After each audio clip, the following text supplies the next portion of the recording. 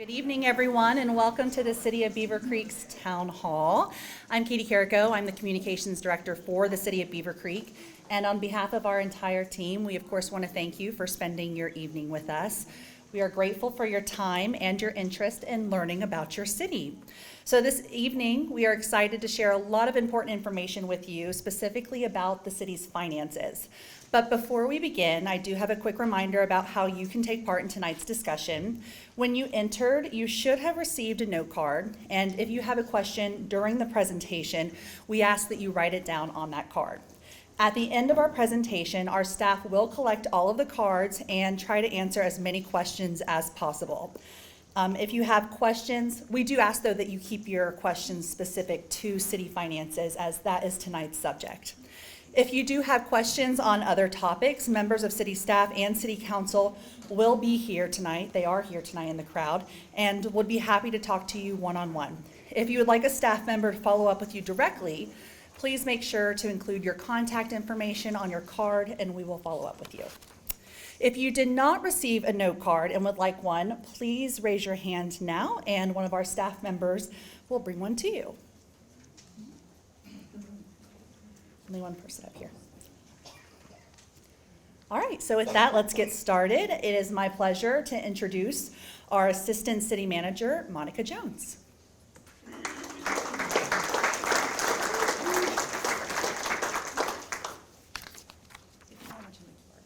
Sure. If you'd like access to these slides, you can kind of scan this QR code that's up on the screen, and that'll give you access to the slides, and they'll be available online as well. So again, thank you for spending your evening with us. We're excited that the turnout was so great. Before I get started, I do want to acknowledge a few people in the audience. The mayor is running late, but he will be here. So if you've got questions for him, he will be here later this evening. We also have Vice Mayor Bales over there.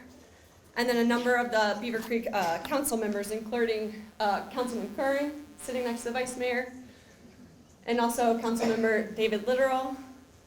And then I lost track of Councilman Doerr. And then I also wanted to just acknowledge and thank State Representative Lampton for being here, and also School Superintendent Paul Otten, so they're in the back. Thanks again for joining us tonight.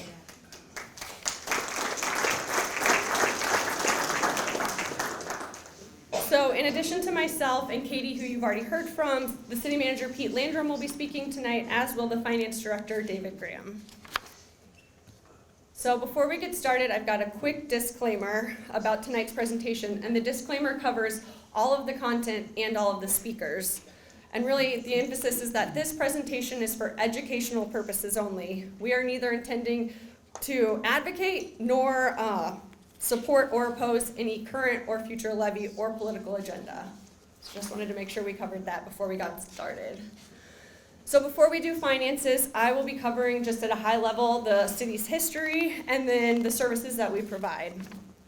If you weren't aware, the city was incorporated in 1980 to preserve itself from annexation from other cities.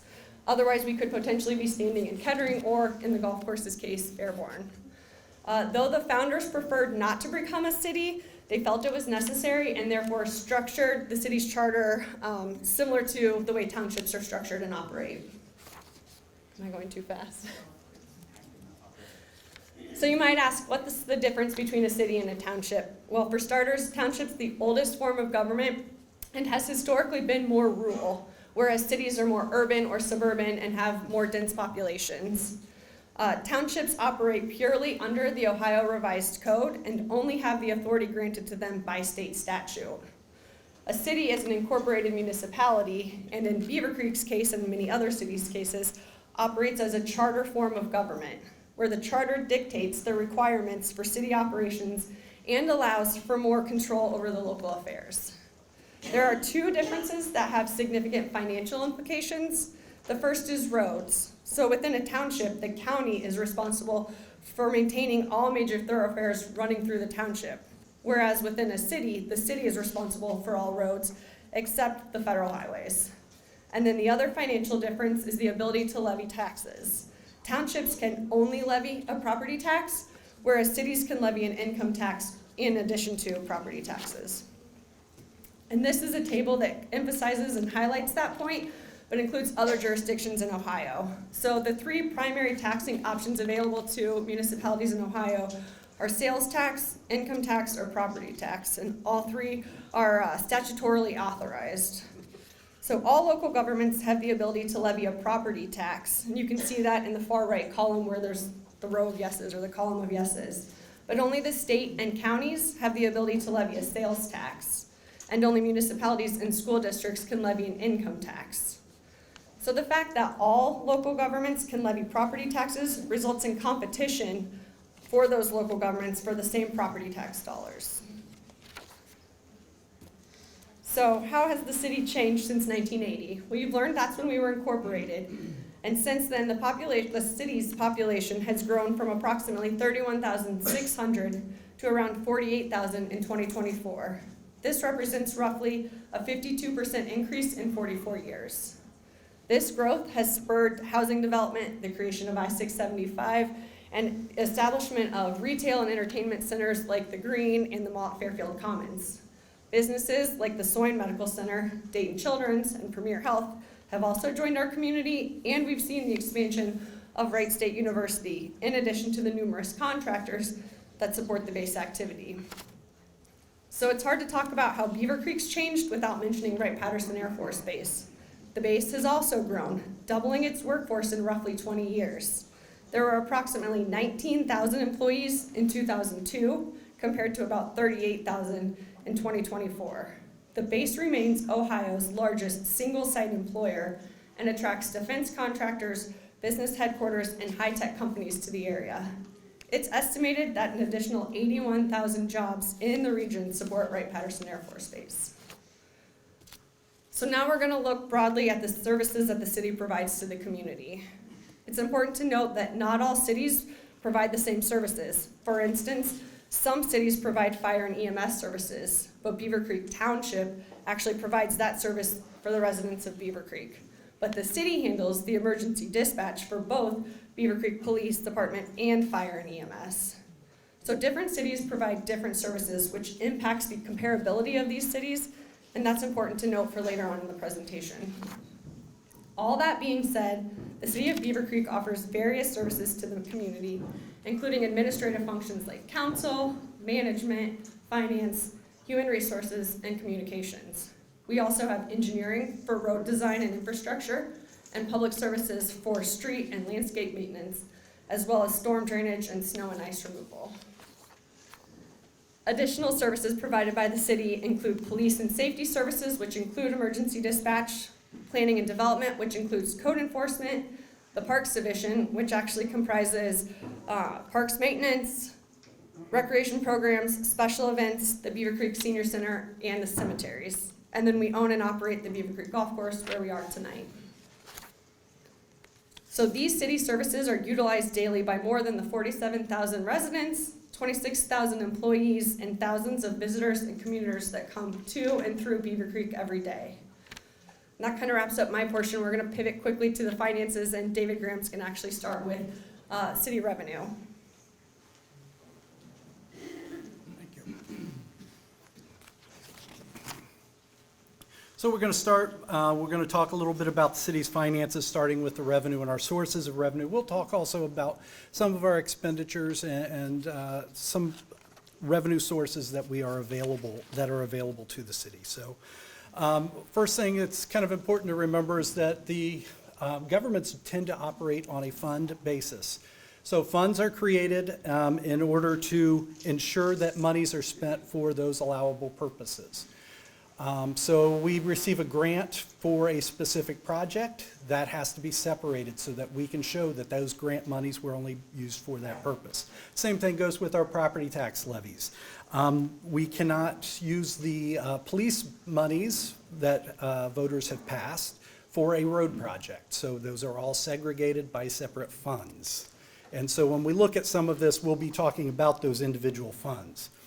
The first fund we'll focus on is the general fund. General fund represents about 13% of the city's total revenues. Property taxes represent approximately 33% of the revenues to the general fund, with intergovernmental revenues being the second largest at 27%. The intergovernmental revenues are made up primarily of local government funds where the state has, through statute, shares those monies with local governments for their use.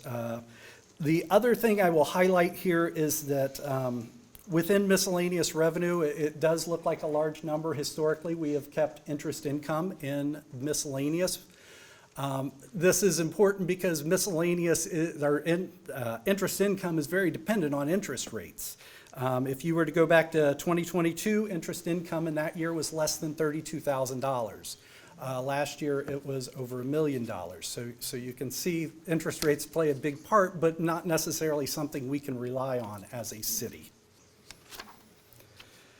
So the general fund's use, as Monica had indicated, supports our planning and development, city council, including the clerk's office, my office, maintenance of the cemeteries and operations of the cemeteries, city manager's office, including HR and communications. And the general fund is the only fund that can subsidize other funds. So if you were to have a major project occurring at the police department, let's say their HVAC system went out and we had to replace it, and there wasn't enough money in that police fund, the general fund is the only fund that could provide support to that function. So talking about the police fund in terms of the revenue, honestly, beyond property taxes, there's not that much to talk about. It represents over 93% of the revenue, and it includes the services for dispatch, obviously the patrol officers, detectives, records management, and school resource officers.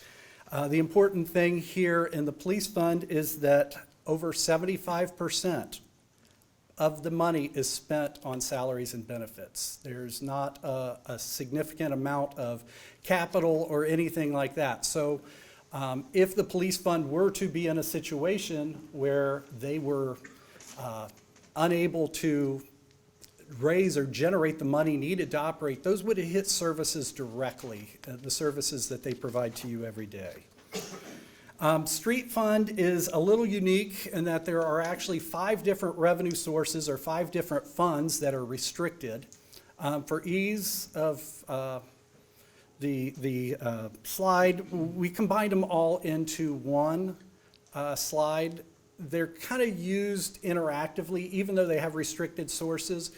So the the street operating levy fund can be used for street maintenance or street repair or major infrastructure projects, as can the street improvement levy fund. So they kind of interact with one another. So for that reason, we combined them all into one slide. Again, property taxes are the primary source of revenue for the street fund. The city has been very aggressive in obtaining grants from the state of Ohio and federal or state and federal grants to make major infrastructure improvements, which I'm sure a lot of you have seen as you've driven through Beavercreek here lately. So traditionally, those numbers have been higher in the last couple of years than what they probably have been historically. But those revenues kind of fluctuate based on the number of grants we have. And it's also important to remember that without the tax dollars, whether it's a state or a federal grant, nobody's funding you 100%. They're all saying, okay, you have to pay a match. It might be 20%, 30%, it might be 50%, depends on the grant. So without the tax dollars, we don't have the opportunity to get these grants, which, it brings up the issue that 77% of our expenditures are related to capital improvements. Many of those capital improvements are related to us using those tax dollars to obtain grants. So the intergovernmental revenue within the street fund is primarily through gas tax and motor vehicle license tax shared revenues through the state. If we go to the parks, again, common theme, heavily reliant on property taxes. Over 55% of our revenue is from property taxes. This fund's used for programs like summer camps, senior citizen programs, community events like 4th of July or summer concert series, and of course running the senior center. There are 24 city parks in the city, and that the park district is responsible for maintaining 434 acres in those 24 parks. Grant revenue in this fund actually represents property taxes, even though it comes to us in the form of a grant. It is from the Senior Council on Aging, and that is supported by a county-wide levy for seniors. So again, property taxes are heavily reliant not only on the tax dollars we get, but the grant dollars we get in this fund. And you can see charges for services do make up a significant portion of our revenue for this fund. Overall, if we look at the revenues for the city, property taxes represent 56% of the total city's revenue, but if you include those grants that we are able to get through matching with our local dollars, that's 71% of our revenues. So you can see we are heavily reliant on these property taxes. Historically, property taxes make up a larger percentage of our total revenue, but because of all the grants that the engineer's office has been able to obtain, that number has actually decreased somewhat over time. Each year, the Auditor of State does a financial health indicator analysis of every government in the state, and every year we get one cautionary mark, and that is based on our over-reliance on intergovernmental revenues and grants. So, it kind of highlights the fact that, we do obtain a lot of grants to make sure the services we're providing are at the highest level. So how does the city of Beavercreek spend the money? Street and capital represents nearly 50% of the total expenditures that we have in the city. Public safety or police represents the next largest share. And then a distant third is the general fund at $5.1 million. So you can see that the general fund that provides the administrative function is still a relatively small portion of the total services being provided.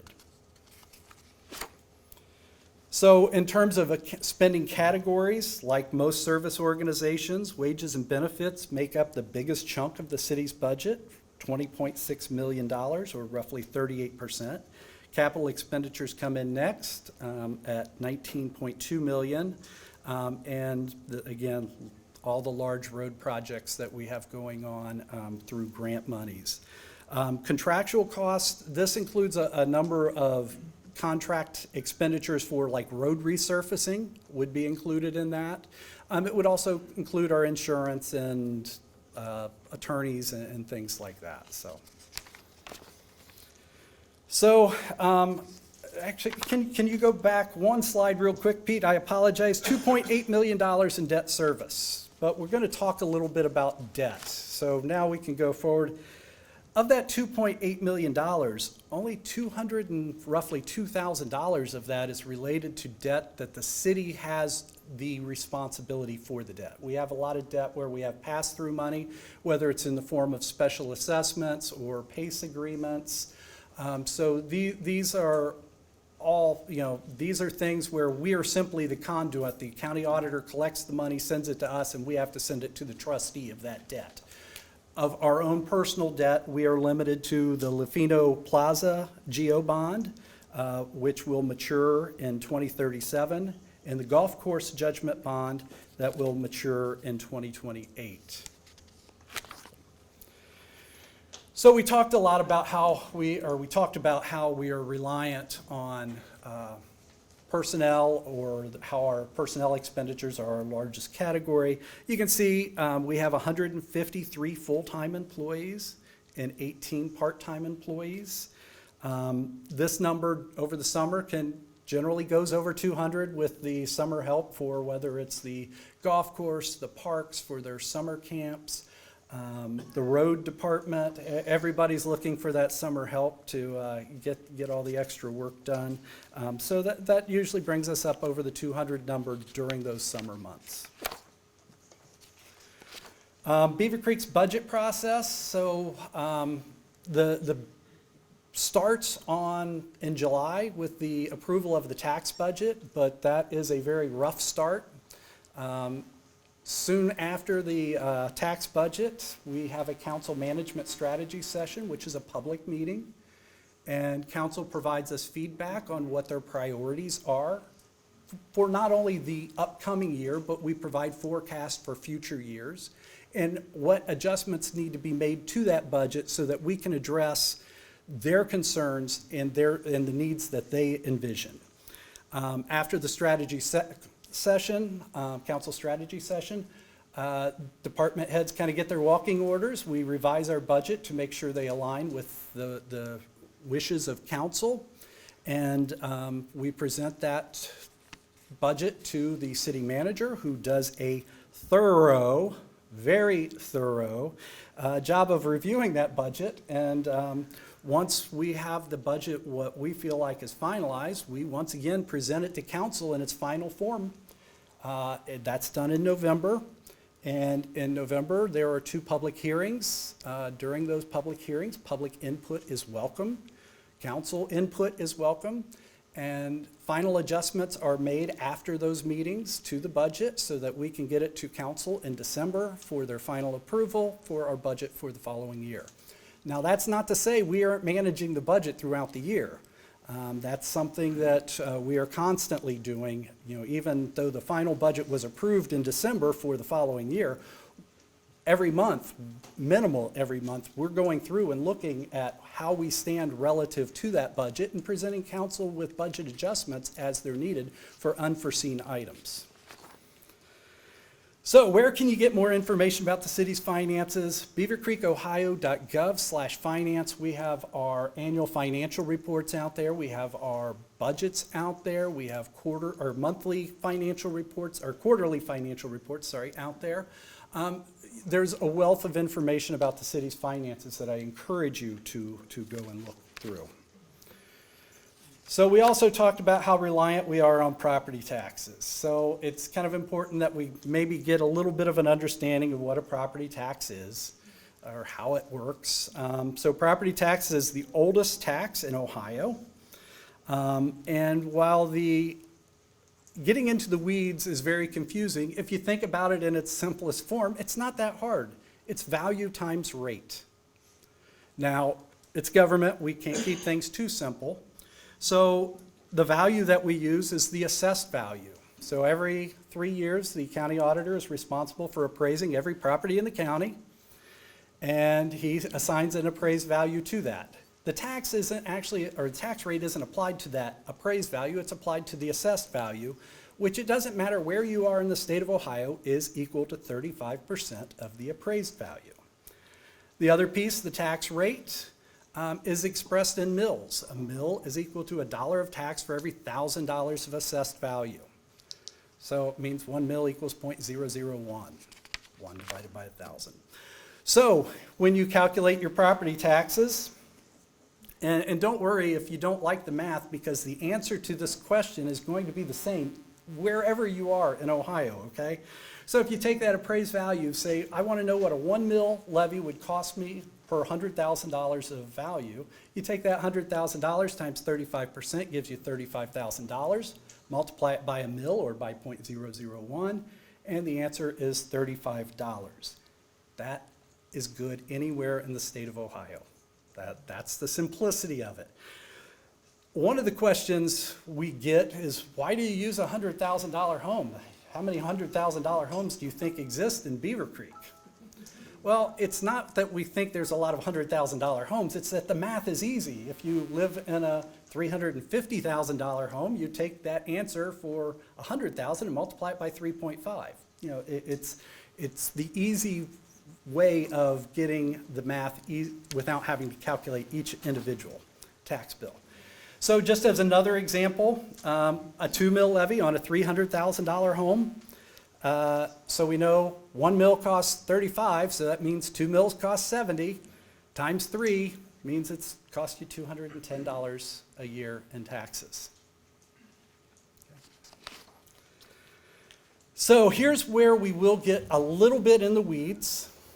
The types of levies. So for simplicity, we're actually going to say there's only 2 types, because while there are different types of voted millage, they all work relatively the same. So when we talk about inside millage, this is unvoted. This is established in state statute. Inside millage is unique in that it moves in direct correlation with value. If your value goes up 10%, your taxes are going to go up 10% on that inside millage. The converse is also true. If values go down 10%, your taxes on that inside millage are going to go down 10%. Inside millage is unique. It moves in direct correlation. Now the benefit is that inside millage is limited. The maximum inside millage for any taxing district is 10 mils. That's shared among the subdivisions in that taxing district. No one taxing district gets all 10 mils, but Beavercreek gets a share, Beavercreek School District gets a share. Now, everybody, inside millage is fairly easy to understand. It's when we talk about voted millage that it gets a little more complicated. So there is no limit on voted millage because it's voted. You set the limits by your vote. So the important thing here is when value change or why value changes is important. So a reappraisal change is a change in the value when the underlying property hasn't changed. I still live in a 1,600 square foot, 2-story home. I didn't change anything about the property, but the market changed, causing my value to go from $121,000 to $171,000. That's a reappraisal change. Converse to a reappraisal change, you would have new construction. New construction would be I did an addition on my house and it caused my value to go from $121,000 to $171,000. That's not a reappraisal change. So with a reappraisal change, what happens is a mathematical formula calculates the effective tax rate, and hopefully everybody's heard of an effective tax rate, and that effective tax rate, as reappraisal values go up, that effective tax rate comes down so that levy generates the same amount of money. Okay, so reappraisal changes on voted levies do not result in additional revenue. If it's new construction, then there is additional revenue that is realized. And if you think about it, there's no change to the formula. And if you think about it logically, it makes sense. If values in the city went up 22% because of a reappraisal, it doesn't mean it costs 22% more to provide services. But if a new subdivision goes in, there's going to be an increase in demand for services, and the city needs, or school district, or township, or whomever, needs additional revenue to offset that increase in demand for services. Okay. So the question is, does the city receive more revenue from property reappraisals? The answer is yes, because 10% of our levies, of our total millage that we levy, is inside millage. The other 90%, when reappraisal changes occur, does not result in any additional revenue to the city. We only get that additional revenue on the voted levies when new construction occurs. So all of our police levies, all of our street levies, all of our park levies do not receive additional revenue when reappraisal changes occur. So what levies do residents in Beavercreek pay? You can see that here there's a breakdown of each subdivision. Inside millage represents, that 10 mils represents 14% of the total millage that you pay. 14% of that almost 72 mils in total millage. These do represent the effective tax rates. Inside millage for the city represents 10% of its total millage, as we discussed a moment ago. Again, this means we only receive additional revenue from reappraisal changes on that 10% of our levies. So one of the things I thought was important is looking at how the last valuation update impacted tax revenues for the city. We had a reappraisal that impacted your taxes in 2024. We'll have another one in 2027. So as we said earlier, county auditor is responsible for updating property values every 3 years based on the current market. Obviously, new construction is picked up on an annual basis. We don't wait, the auditor doesn't wait till 3 years for that. So if we kind of go and look, the last reappraisal, we actually saw a 22% average increase in property values due to the reappraisal was 22%. You would think this would result in a lot more revenue for the city.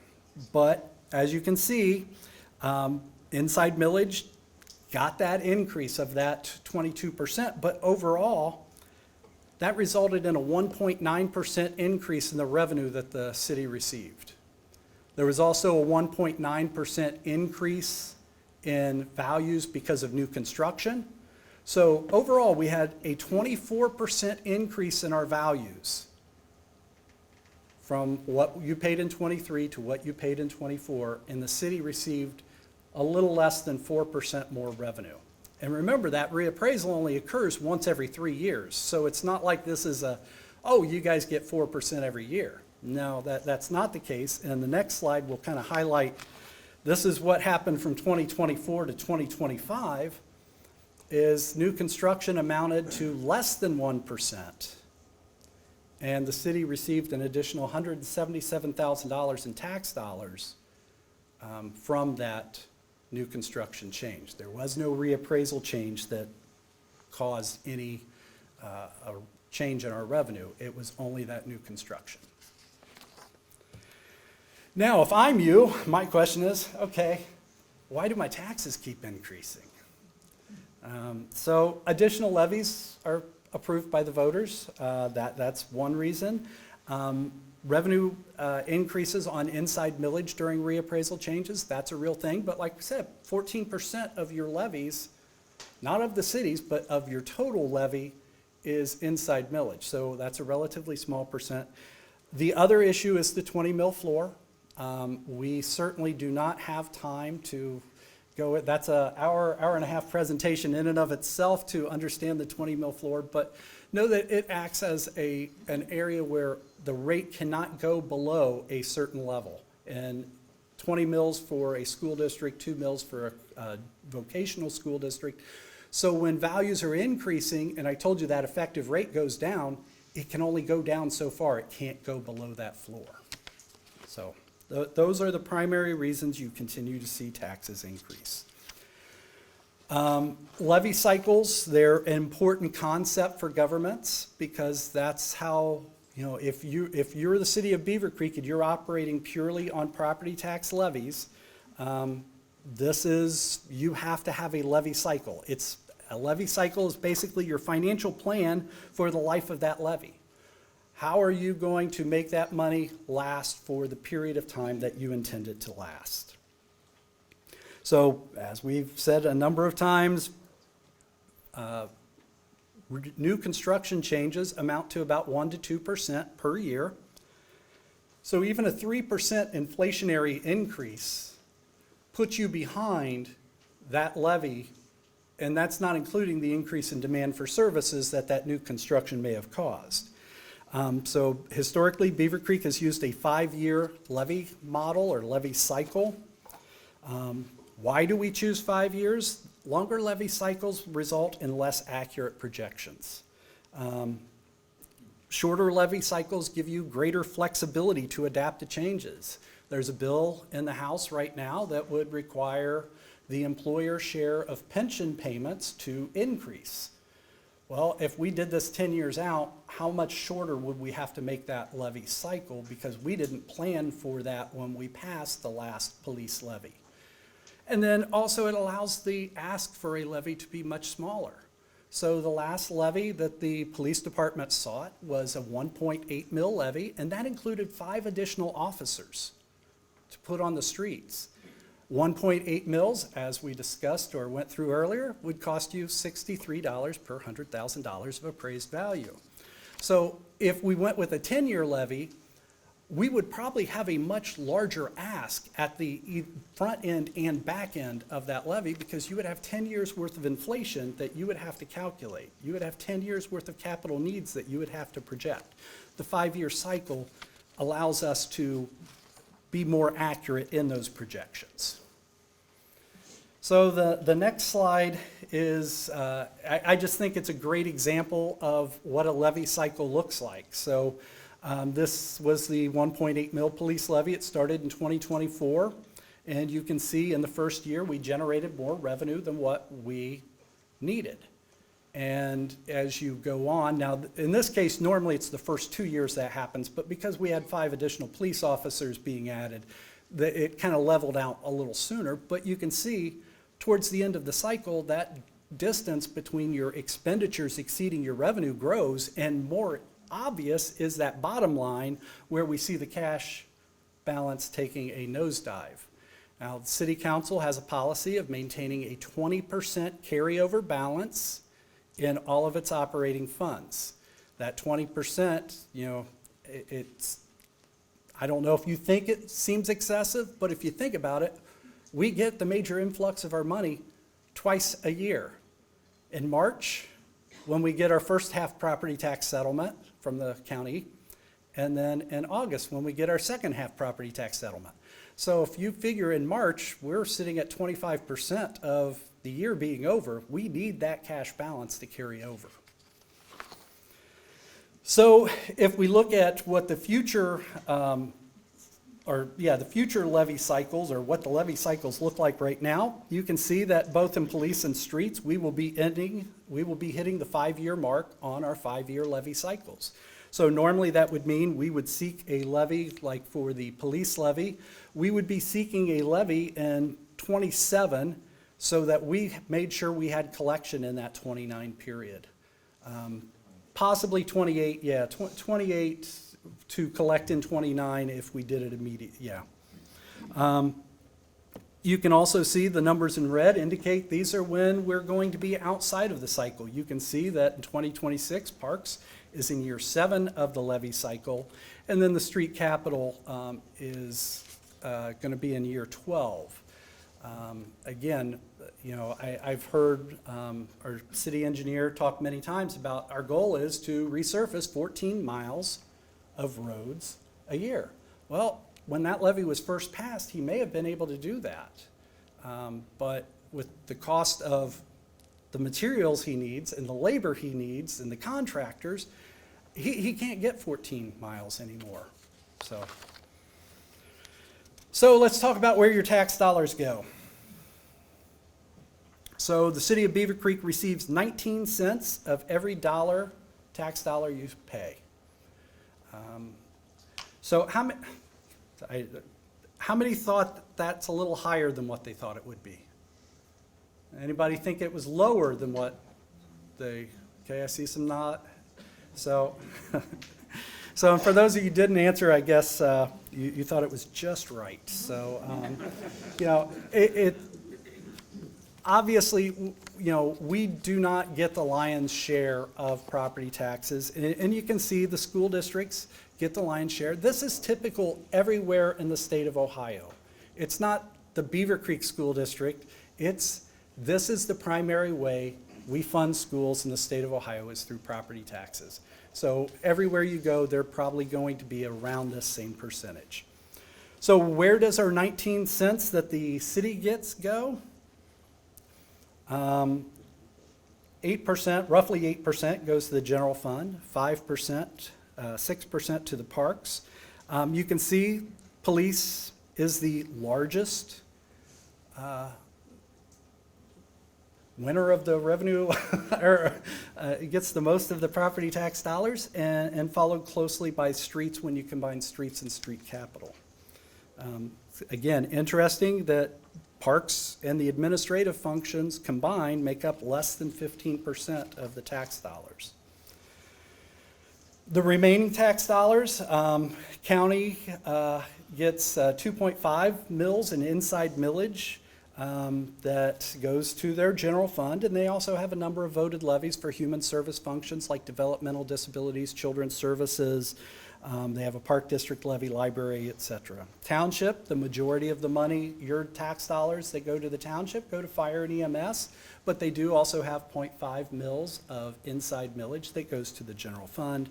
And the school districts obviously are using that money to educate our children. So how do we compare to other cities? You can see that based on this chart, we're the second largest in population, but we're third largest in population in the region. Second, or only behind Kettering and the city of Dayton. Also, you can see we are one of the largest in square miles, again, coming in third behind Dayton and Trotwood. Square miles are important because that is the amount of roadways. Think about the roadways you have to maintain. Square miles is a big indicator of that when you're talking about a municipality. And if you also look, we have one of the lower budgets. Again, as Monica said earlier, it is difficult to compare municipalities as we all offer somewhat different services. So how does the city of Beavercreek compare with other cities for employment? Again, you can see that we are one of the lower ones in terms of number of employees. This just indicates, not only the level of service, we don't have employees for fire and EMS. So if you were to look, two other municipalities on this list also do not. Centerville and Miamisburg do not have their own fire departments. And our workforce is less than theirs also. So how does the city of Beavercreek's workforce compare to other local cities? In addition to having a large population, we also have a large workforce of more than 26,000 people working in the city. 88% of these people working in the city do not reside in the city, leaving about 12% that both work and live within the city limits. Other cities are collecting income taxes from people who work here, and we'll talk a little bit about income taxes here in a little bit. So let's look at our property tax bill and how we stand relative to other cities. You can see we are one of the largest. This includes not only the city of Beavercreek's property tax, but all of the property taxes for all of the subdivisions that provide services to the city of Beavercreek. This is an important slide because remember, I live in Xenia. We have a school district income tax. We have a municipal income tax. In Beavercreek, we have a higher property tax because your school district doesn't have an income tax and your city doesn't have an income tax. It goes to reason that we would be one of the higher ones on this chart. So on the next chart, we combined income and property tax. And you can see that we are now one of the lower cities on this chart when you combine both forms of tax. The data on this and the previous slide is based on a property appraised at $150,000, and on this slide it is based on an earned income of $75,000.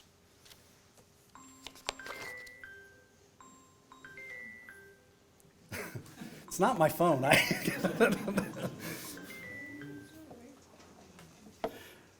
So let's look real quick. What are the current income tax rates for other local cities? You can see most of them range between 2 and 2.5%. And again, just information. No hidden agenda. So City of Beavercreek's funding is unique. We're one of 3 cities in the state of Ohio without an income tax. Ohio Revised Code provides authority for municipalities to put a 1% income tax on without voter approval. Our city charter, as Monica mentioned earlier, does not allow us to do it without a vote of the people. So that's the reason one of the reasons we probably don't have an income tax. So how does the city compare to other Ohio cities with an income tax? So, I'm sorry, did I say without an income tax? Sorry.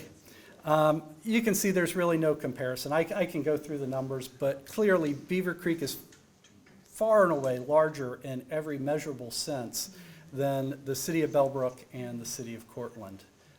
So, you know, we are unique, and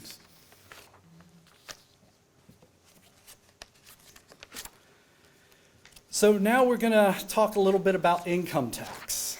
So first of all, what is an income tax? Remember, there's only two ways we can fund the city: income tax and property tax. Income tax is paid by individuals employed within the city, including non-resident businesses and residents who live and work in the city.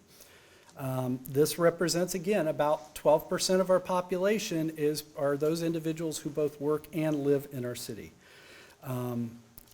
Revenue generally from an income tax would go to your general operating fund, and the city council would determine what needs existed and appropriate the money to the areas where those needs existed. Exemptions from the income tax include retirement income, active military and their spouses, workers' compensation, unemployment, and there's a whole list of them in Ohio law. The income tax generally grows faster than what a property tax does. Again, property tax we talked about, it's going to grow 1% to 2% per year. Income tax usually grows a little faster than that. And the other thing important to remember is, and we'll go through it when we look at some examples, but the income tax applies first to where you work, and then second to where you live. So those 88% of the people who are coming here to work would be subject to an income tax that they're probably currently paying from where they live. All past city initiatives for an income tax have included 100% credit for residents working in another city. So if you're a resident in Beavercreek and you work in another city, you're going to pay that city's income tax first, and historically we have always offered 100% credit, which means you would not pay that income tax. And we're going to go through some examples that kind of explain how this works. So Michael is a Beavercreek resident, and he works in another city. He works in Dayton, where he currently pays a 2.5% income tax because he pays it where he works first, and obviously Beavercreek doesn't have an income tax, so he has no income tax liability in Beavercreek. If the city of Beavercreek were to levy an income tax, and that income tax was less than 2.5%, and they offered the 100% exemption for taxes paid in another city, Michael still wouldn't owe a city of Beavercreek income tax. He would still pay his 2.5% to the city of Dayton where he works, but he would not owe a Beavercreek tax even unless our tax were more than that 2.5%. Next example is Olivia. Olivia is a Beavercreek resident and works at Wright-Patterson Air Force Base. Wright-Patterson Air Force Base nor the Beavercreek has an income tax, so Olivia doesn't have to pay any income tax. If, however, the city of Beavercreek were to pass an income tax, Olivia would have to pay the full rate imposed by the city. Wright-Patterson Air Force Base is a federal property, and an income tax cannot be imposed on a federal property. Again, tax is paid first where you work and then where you live. Another example, Amy lives in Miamisburg but works in Beavercreek. Amy pays her income tax to the city where she works, but We don't have an income tax, so she does not pay any income tax to the city of Beavercreek, but she does have to pay the city of Miamisburg 2.25% income tax. So all of her income tax goes to Miamisburg. If we were to, however, pass a 1% income tax, then Amy would pay 1% to Beavercreek, 1.25% to Miamisburg, because Miamisburg also offers 100% credit. This would allow Beavercreek to collect income tax revenue from non-residents that previously went to other cities. Amy would still pay the same amount of tax. It's still a total rate of 2.25%. It's just where that tax gets distributed. Final example, we have John. He lives in Beavercreek and he is retired. He has no earned income. John does not have to pay an income tax. Ohio law exempts all retirement income as well as active military and other specified income spelled out in statute. These examples are not intended to present every scenario. With the hybrid work schedules and everything that goes on now, the questions are much more complicated than what maybe they were 10 years ago. And this is not intended to promote past or future tax levies. It's only to provide information. So with that, I will turn it over to Mr.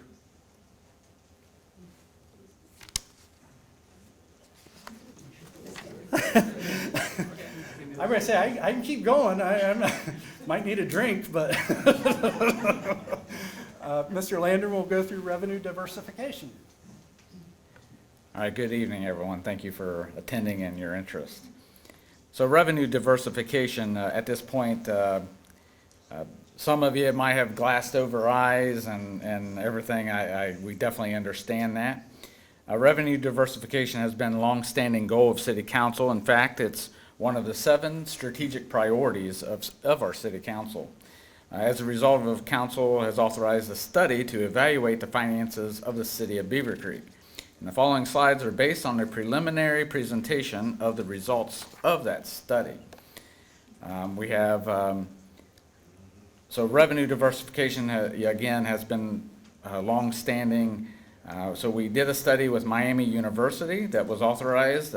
We actually have just now preliminary getting the results. We are expecting a full next meeting, I believe it is September 8th. We will have Miami University presenting at the City Council meeting that night. And we already said that tonight that there's 2 ways to primarily fund city property taxes and then income taxes, or third choice, a combination of both. So that's part of that diversification, okay? So revenue diversification, this is Miami University slide.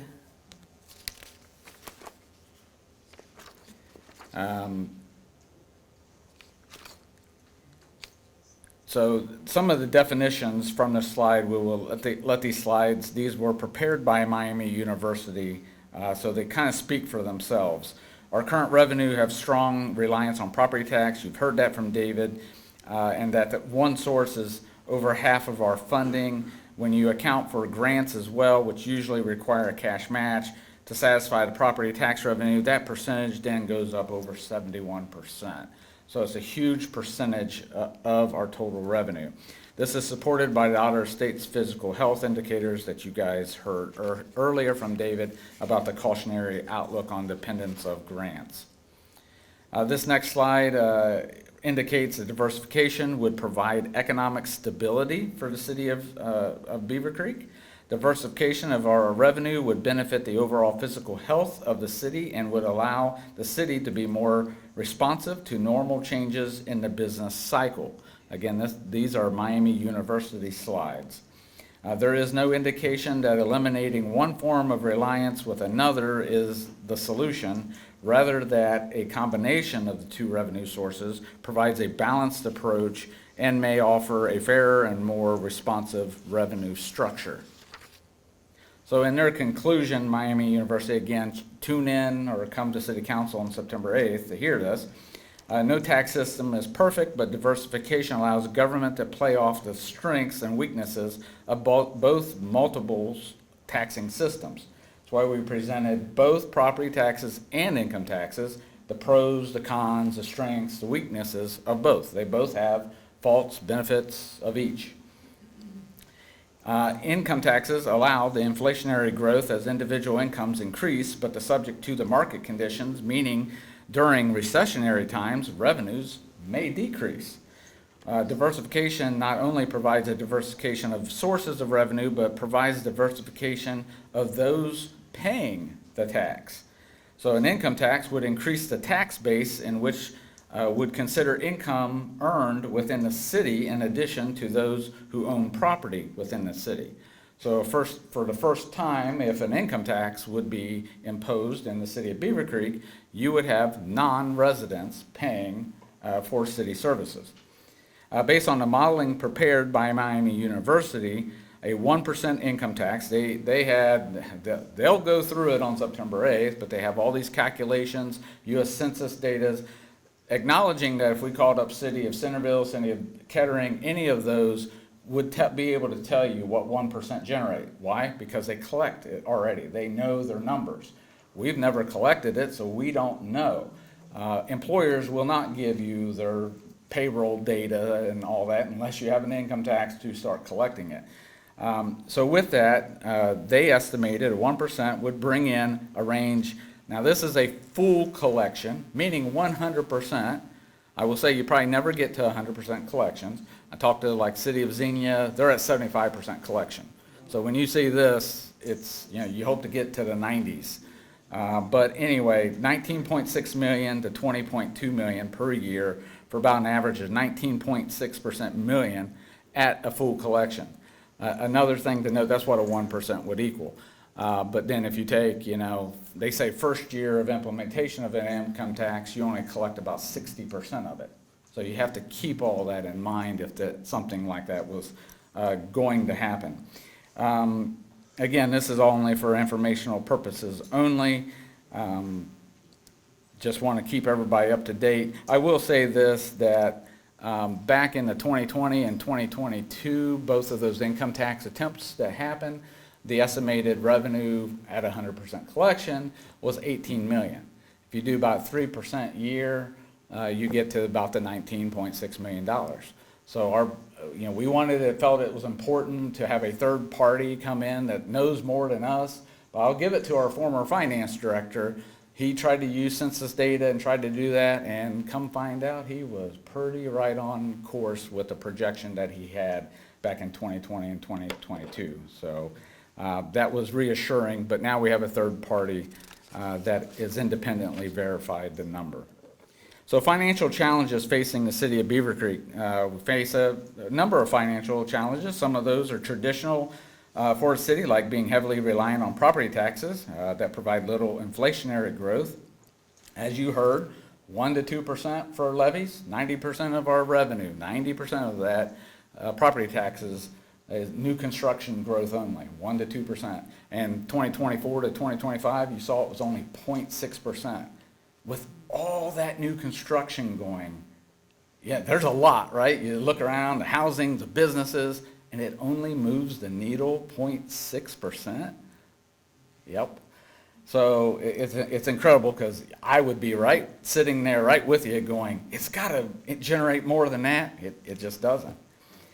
Some of the standard number of cities throughout the state, like addressing aging infrastructure, we have that same thing, complying with new stormwater standards.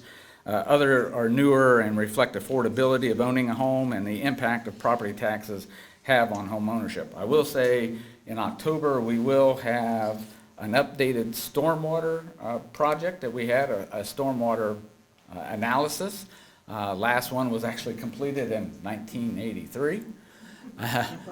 And back then we didn't have money to do it, and so because stormwater is one of those funding streams, ARPA funds that we received a couple years ago, we fully dedicated with the ARPA funding towards 2 stormwater projects and some other infrastructure and capital projects, Willowcrest and Vineland. We did I mean, those were almost $4 million in 2 stormwater projects. A lot of money went into that, but while other cities were using ARPA funds to have fun and play toys at parks and all that's good and all that, we put our money where our mouth was by doing it totally in infrastructure and capital, where the needs were we don't normally have money. The only source of revenue that can pay for stormwater, just as an example, is the general fund. So your street levy funds cannot pay for stormwater unless it's part of the road project where you got a drainage pipe going underneath the road. Yes, that's fine. But all the other kinds of stormwater and drainage and retention ponds, the street levy funds cannot pay for that.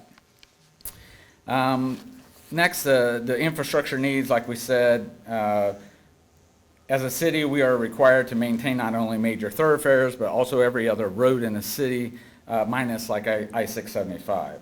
Our building technology, here's the sad, we're in old buildings, may look nice on the facade. We really try to keep our buildings up to par as far as the way they look. Space is an issue, the infrastructure internally is an issue. We're spending $70,000 because of phone wires in City Hall and the police station, purely because we've been told that you will not have any phones if you don't. Because going from analog to digital, we have to buy a converter and we have to rewire stuff. So we're talking $70,000 because of the age of the buildings. We talked about the stormwater remediation already. And again, a city engineer does an excellent job, the engineering division, as mentioned earlier, about getting grants.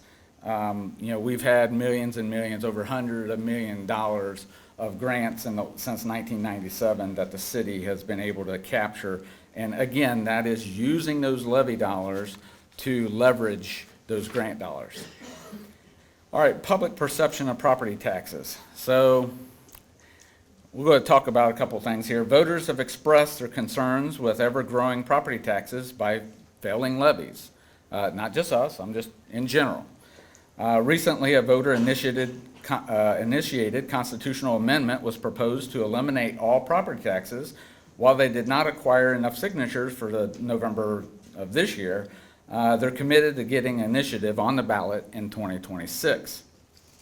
The elimination of property taxes would likely, I would say, throw the city into a fiscal watch immediately, where the financial operations of the city would be managed by individuals appointed by the state.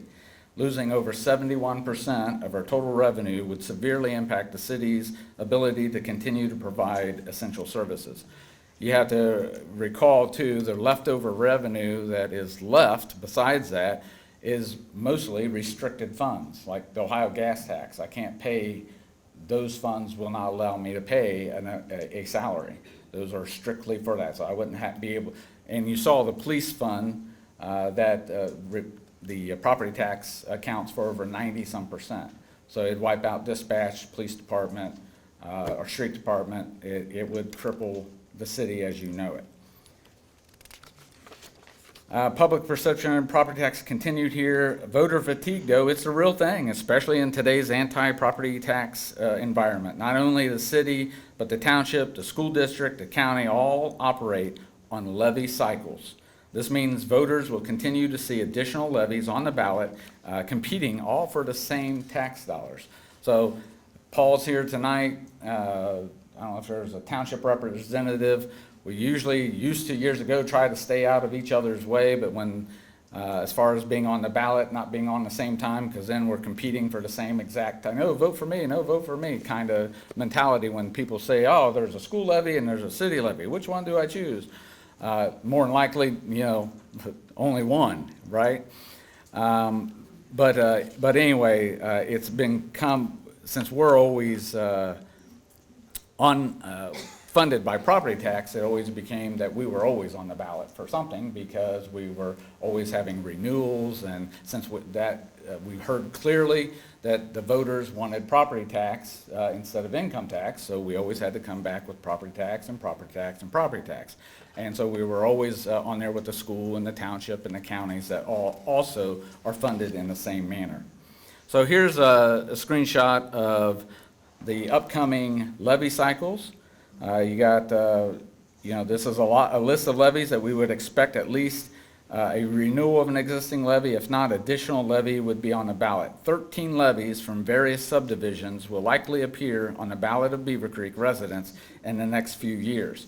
Not depicted, so that's enough of a list, right? Not depicted on that chart is Greene County, which has 5 levies that will be expiring in the next 3 years. So that's a lot of levies that the potential of either at least a renewal or a renewal plus, or coming back for additional funding. So let's move on to some legislative proposals. We already talked about the constitutional amendment that's proposed. The increase in approval of threshold was another one of the proposals that's coming that would require tax levies, regardless of the type, would require 60% approval to order to pass instead of the current majority. What would that mean? Well, just look at our last 2 levies that were successful. They passed with less than 60%. So there would have been 2 levies that would not have met that threshold.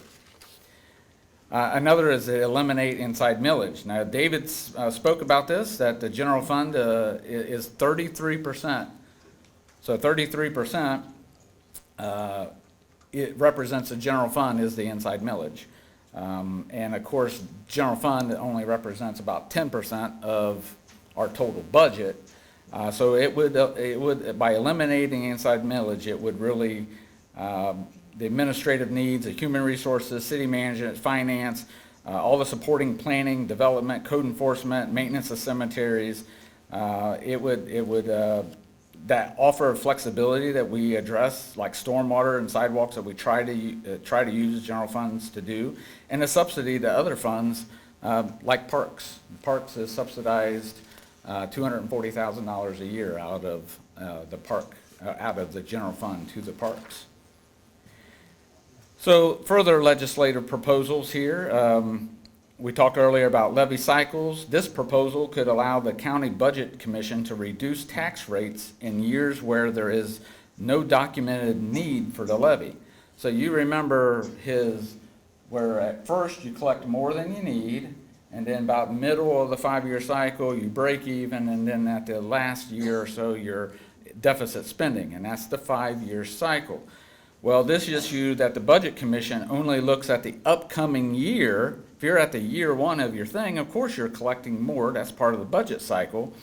But with that, if the Budget Commission were to lower the rate in the first year of the levy cycle, a year in which the projected revenue would be expected to exceed the projected expenditures, the Budget Commission could reduce the rate and therefore shortening the traditional levy cycle.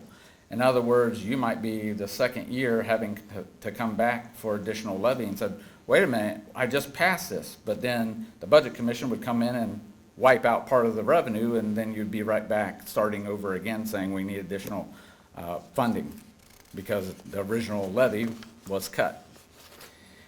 Another legislative proposal, House Joint Resolution 6 is a legislative initiative. This is a kind of, every day you hear about something, right? So they're coming up with some ideas. Constitutional amendment that would limit the property tax on property to a percentage of the property's true value.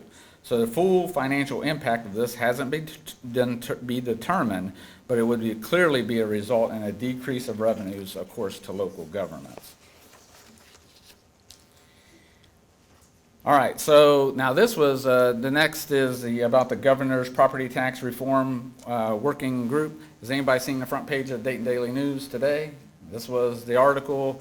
The article talked about that the members of the group were saying, why are we doing this? Because the legislation isn't going to listen to, are they going to listen to what we recommend, or are they going to do what they want to do anyway and we're wasting our time? That was the feeling of the group. You can read it for yourself. It was in the paper.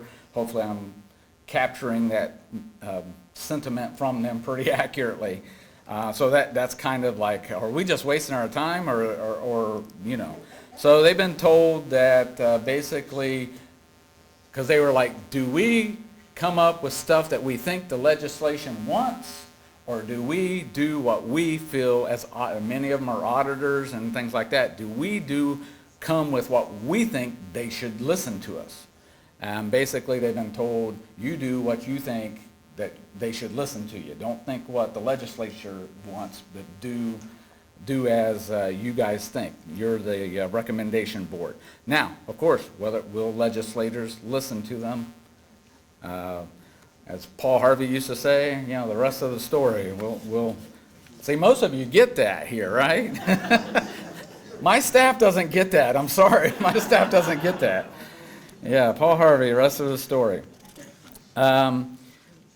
So some of the key issues, also is limit revenue growth on school district, millage, the floor, 20 mil floor. There's some things doing there. Again, the school districts are a big, huge chunk of the property taxes. So tackling that 20 mil floor and getting that to work.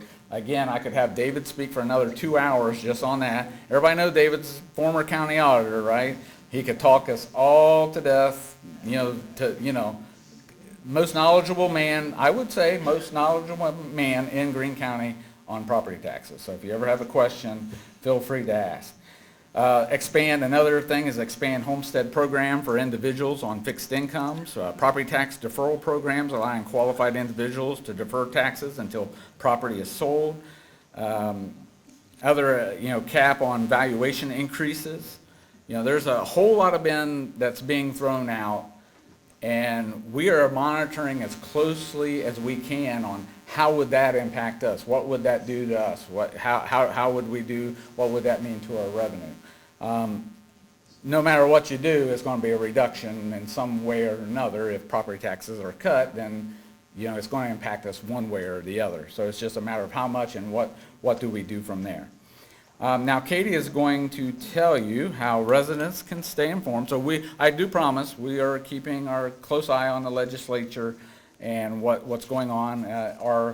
I know our city council and myself often talk with our legislature and, tells them what we're for or against or what we believe, or not really for or against, but how this would impact the city. If you do this, this is what it means to us. If you do this, this is what it would mean to the city.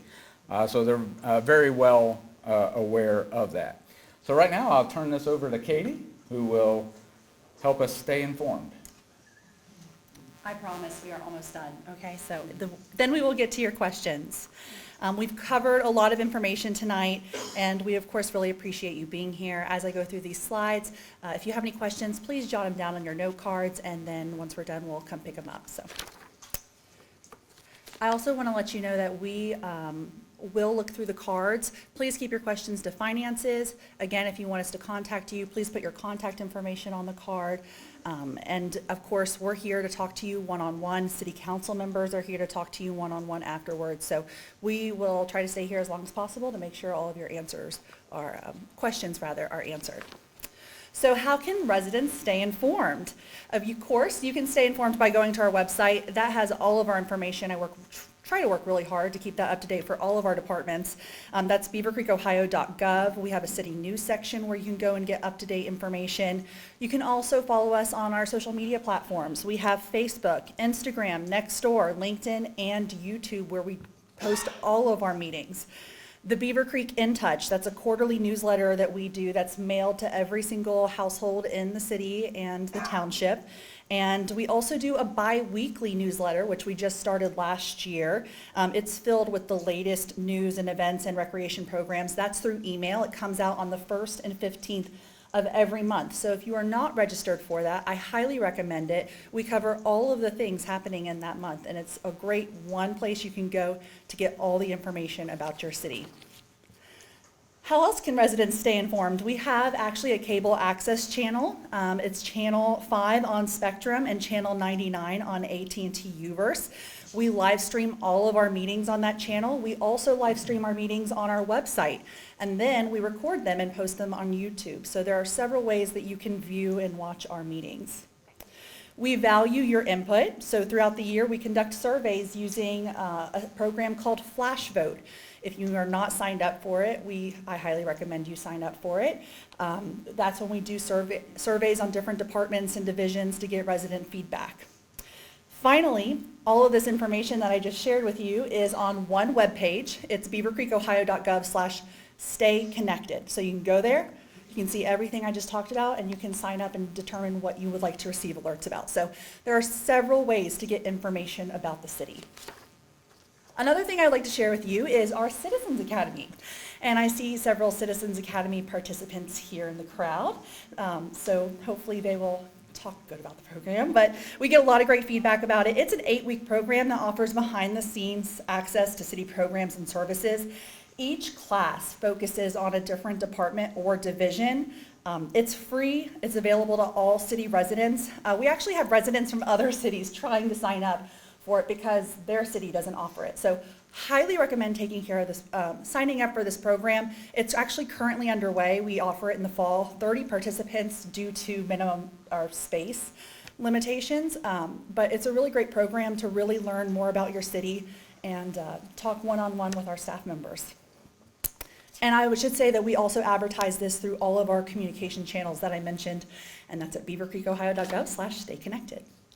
Another way you can get involved, of course, is to volunteer with the city. We have several volunteer opportunities from the Parks Division, the Senior Center, Golf Club, even the police department, if that's something that interests you.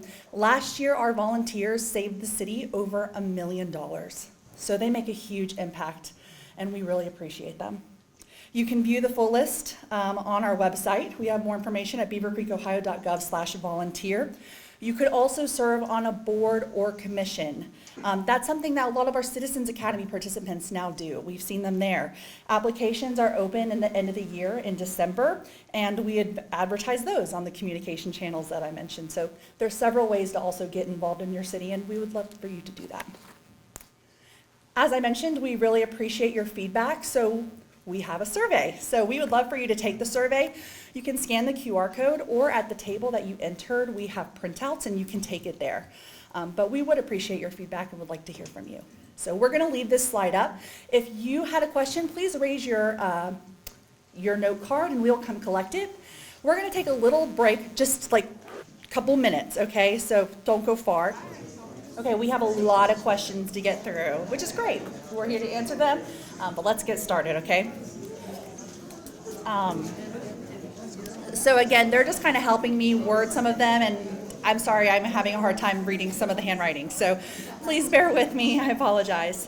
The first one, we did discuss this, but maybe it was confusing, or it says, has there been a study on how much funds that could come to Beavercreek if there was an income tax locally that currently goes to other cities?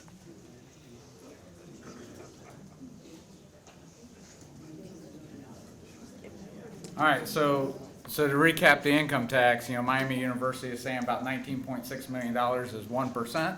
That's what a 1% income tax would collect at 100%. So, whatever you're gonna cut, first year you have to only use 60% of that.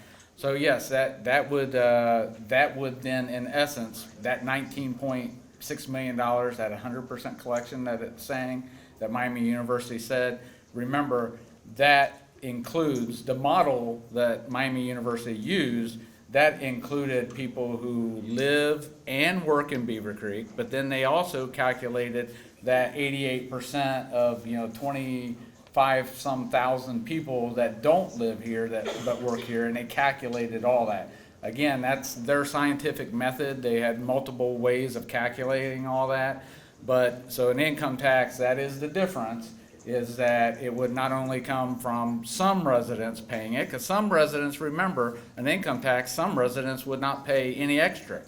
If you're retired, you wouldn't pay anything. If you already paid a city income tax to Dayton or Centerville or Miamisburg, you wouldn't pay any additional unless our income tax ended up being higher than their rate. So the $19.6 million right now is an estimate that they calculated. And again, tune in or catch the next day or so after on September 8th where Miami University will try to answer City Council's questions included. This might be a good question for David. It says, I'm not against property taxes. What I'm against is the valuation of my property increasing significantly. They talk about how their property value has increased nearly 50% in 5 years. How can appraisals be reined in to not jump because the auditor says so? Hey, I'm going to start with just a really true statement of my mother calling me at home, not at work, and saying, there's no way I could sell my house for what you have it appraised for. So I hear it, but guess what? The values are based on current market conditions. So if every other home in your neighborhood is selling for $250,000, there's no reason for the auditor to think yours wouldn't when it's very similar to those other homes. Now, if you feel like there's no way you could get your property, and I'm actually doing a plug here, I think, for the county auditor, that there's no way I could sell. I still have powder pink bathrooms. It's completely outdated, all of those things. File a board of revision complaint. There is a process you can go through, and you would need to contact your county auditor to address valuation issues that aren't apparent from the outside of your home. This might be another good one for you.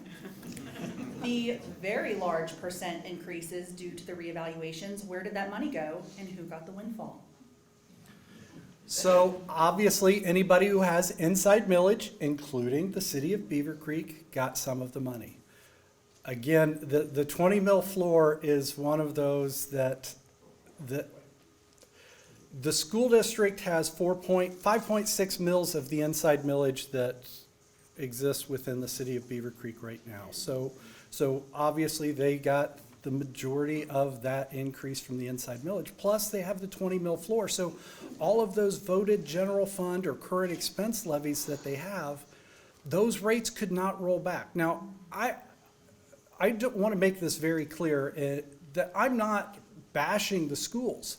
School funding is a very complicated issue in which the wealthier districts don't get their equal share of the state tax dollars, so they have to rely on local tax dollars. Now, I'm not an expert, but I'm not here to say, well, the school districts got the windfall. Well, in a way they did. Okay, but it's because of the way school funding works and the fact that City of Beavercreek gets significantly less money per pupil than Xenia, Fairborn, you name the school district. And so that's the thing to keep in mind. I also want to make mention that we received a lot of comments about the senior center, and we are going to address those comments. We're going to address some other comments first, because we know once we get on the topic of the senior center, we're going to be on that topic. So we see you. We hear you. So, David, don't go too far. Why not cap property value increases based on inflation? Well, we kind of went through the model, property taxes equals value times rate. What you're asking for with a cap on the amount of tax would have to be a legislative issue.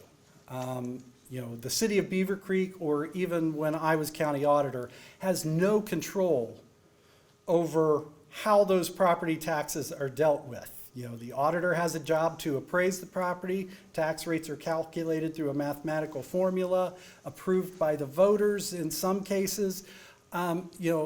We can't just put that artificial cap on there. Again, there would require a legislative change, and believe me, legislators are looking at any idea they can to address the property tax issue. So one of the proposals that exists within the governor's study committee is actually to cap the increases school districts would get from the floor. Now, again, don't know if it has any legs. I have no idea what legislators are going to do, but I know that was one of the proposals. So,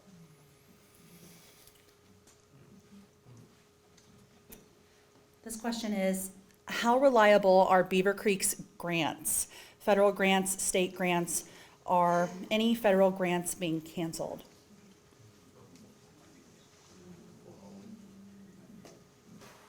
Well, sometimes that will depend on the federal government. If they cut back, then there would be cuts down to the state and things like that. But The road projects appear at this point in time to be stable. It's always competitive.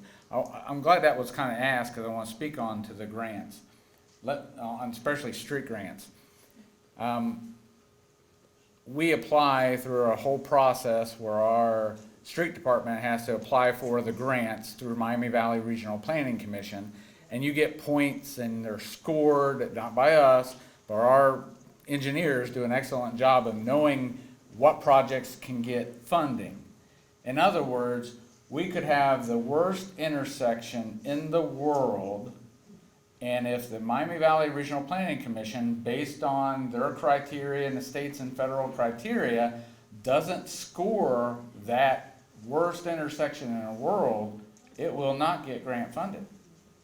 So since we live and die with grants, so to speak, because we're so dependent upon them, we have to our priorities don't become what our priorities actually are. Our priorities become what we can get grant funded. And that's a different way of looking at that. How do we levy tax dollars to get additional grant money to do these improvements, while we'll sit here and look at this and say, man, can't we do something with that? And the answer is no, because it scores poorly. It'll never get funded. It doesn't have enough traffic. Yeah, but it's so bad. Do we have an extra blank $1 million to take care of it?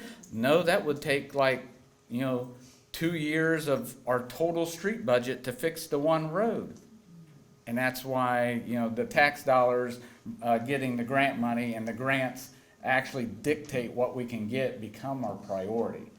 So when you see something sitting there, it's like, why don't they fix the road? Many times it's because the grants are dictating what our priorities are. I will also say too, because this is always a common comment, people talk about sidewalks to nowhere. If you want the grant money, you do the sidewalks that's required, or you don't get the grant money. It's just that simple.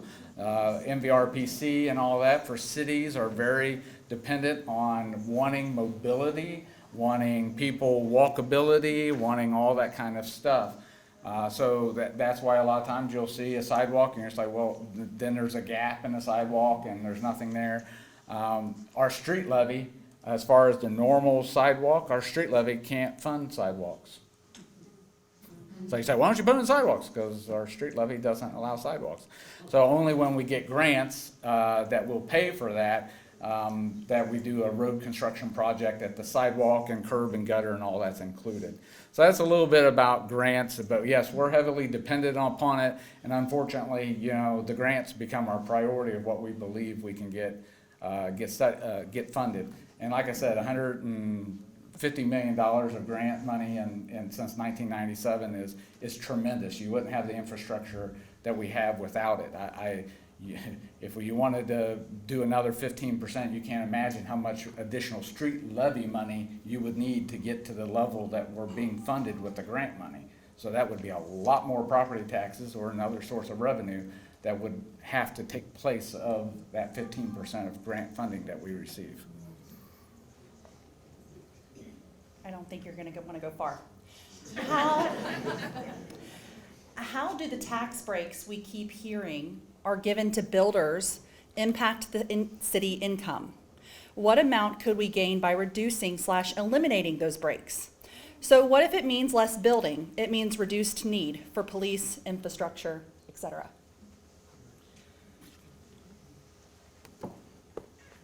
Tax breaks, well, there is none. That's all made up. We do not give money to builders. We have a builder that has just been approved by City Council. It's got another second reading. That's going to have some TIF dollars to do Grange Hall Road entrance way that we're going to reimburse them for doing our road, but not one stitch of a new development, not one road, not one pipe, not one anything in a new development is funded by the city. So we don't do that. Other cities do. Why? Because what is the motivation why cities want growth and want businesses to come in? Income tax. We don't have that. We get a development, what happens? Well, we get 1 to 2, or as in 24 to 25, you saw that 0.6% because of new construction. Do you really think the city is wanting to do all this development for 0.6 of an increase? It doesn't make any sense. Every new builder that comes through really is costing the city more money because of the additional services that's being requested. Well, why don't you just stop it? Well, now you just did a constitutional, your rights to individual property ownership. And you waive that the second you decide to waive your property rights, that the city gets to dictate what you do with your property to that degree. We've kind of lost America at that point. So you better be careful what power you give your government to take away from you. I'm speaking to you, I'm preaching to you. You don't want us to have that power. Because if that, then I'm going to say, okay, we have all the power because we can just tell people, no, you can't do that to your land. Then, okay, let's everybody in the city has to have a pink house with black polka dots, and we're going to mandate it. What kind of power do you want to give your government? So that's a little bit about development. I won't go down that road. This is about finance. Should the city do a better job of explaining the advantages of an earned income tax so voters understand the benefits? Okay, so we have, everything we have done tonight is factual, 100%. There is no levy on the ballot for Beavercreek, not last year when we did this, not this year when we did this, and City Council has not made any decision for any kind of tax initiative at this point in time. We must, and the Auditor of State will hold us to the fire, that we cannot endorse, oppose, and even use buzzwords that may describe something. We are so now restrictive. Everybody heard about what happened in Bellbrook and how the superintendent and how they got the superintendent and a couple board members were charged with a crime because the auditor determined that they spoke too heavily about and used city resources to what they deemed to educate the public. So our attorneys, and I'm sorry, I'm not going to have my face on the Dayton Daily News being charged with a crime because of a levy. As the auditor Faber pointed at me a couple years ago, and he says, you have no business being in front talking about levies or income tax. You stay out of it. That's what PACs are for. That's hard to do when it is my job as city manager to feel like we need to educate. But then the second you start educating and you're really just telling the facts, then my legal team says, yeah, but facts can sway people.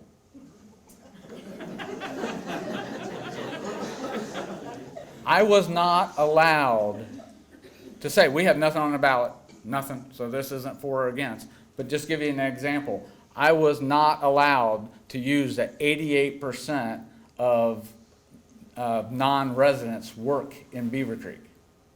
88% of all the employees that, 26,000, 88% of that are non-residents that could pay an income tax. Wasn't allowed to say that because that would influence somebody. And I'm not trying to influence anybody. It's a fact. It is a fact. I mean, we can show you the statistics. It is absolutely a fact. So, and there was a bill not too long ago that came before that said, if it would have passed, I don't know if it's still pending or not, said 60 days out before an election, a city or a school district or whatever can't say anything about the levy or anything on the ballot. I'm like, how are we supposed to communicate the message? People want to know what, when, why, how, what are you going to use? And it's almost that our hands are tied of what we can say because anything we say is going to sound like we're advocating for it. We cannot advocate for it. We're not advocating. We're sharing information. Yeah, but it sounds like you're for it. It's a no-win scenario. So it is now very difficult for the city to get the message out, just education. Look, we just want to educate. You make the decision. It's not our call. But I feel like it is our responsibility to educate.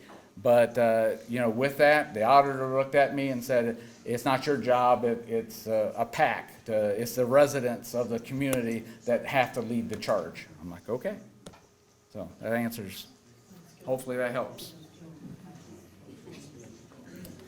What happens to the funds set aside for Springhouse Park if the park is not started or finished? What happens to funds set aside for Springhouse Park if the park is not started or finished?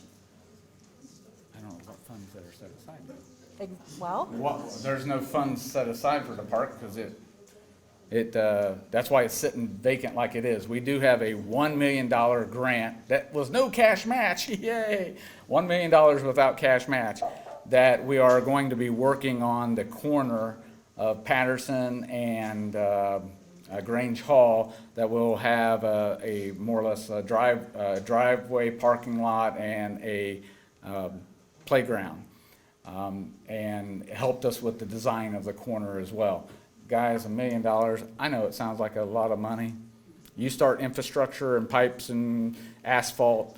Somebody said about asphalt, how much asphalt's grown. For 3 or 4 years in a row, it grew over 20% in cost asphalt each year. 20%, then another 20%, then another 20%. You wonder why we're only doing 8 miles of road now instead of 14? But we're only growing 1 to 2%, or in 24, 25, 0.6%. You do the math on that. But Springhouse Park has no funding besides $1 million for that, so we are just mowing it once a year, twice a year at max, because we don't have the cost of the levy to do any more than that. And we're maintaining. We had wonderful volunteers at Springhouse Park that have put in walking paths and done a bridge, and just the volunteers have been awesome for that. So it is still open to the public and the hiking and all that, but maybe Zach can explain more when he gets up here about what will be happening. But right now, there's no set aside money besides $1 million from a grant that will be utilized at that corner. Other than that, remember there was an original levy out that was for $32 million because the original park estimate for a total park was like $36 million to do the park from one end to another completely complete. There's no money for that. So we have tried to do grants and do what we can to add a few features at least. And it'll sit like that and be beautiful to look at until such time that the residents decide, hey, we want something more. So we listen. Katie? yes. Okay, so we did receive a question about our police department asking how much time is spent at the malls. This is a very specific question that we probably have to do to get some data on, but I did want to bring up Chief here to just talk about, I'm sure you guys have seen the increased activity we have on social media trying to identify some thieves, and talk more about that. Sure. Hello, everyone. Good evening. So, yeah, I can answer the question. The question asks about how much time is spent at the malls, the two malls, and kind of the percentage, looks like proportionally, how much time we spend at the mall with other places. So I can't answer it directly with statistics at this point, but I can, well, at least in terms of statistics that this question is asking. But what I can do is give you an overall idea about some of our call load and some of the crimes that we respond to.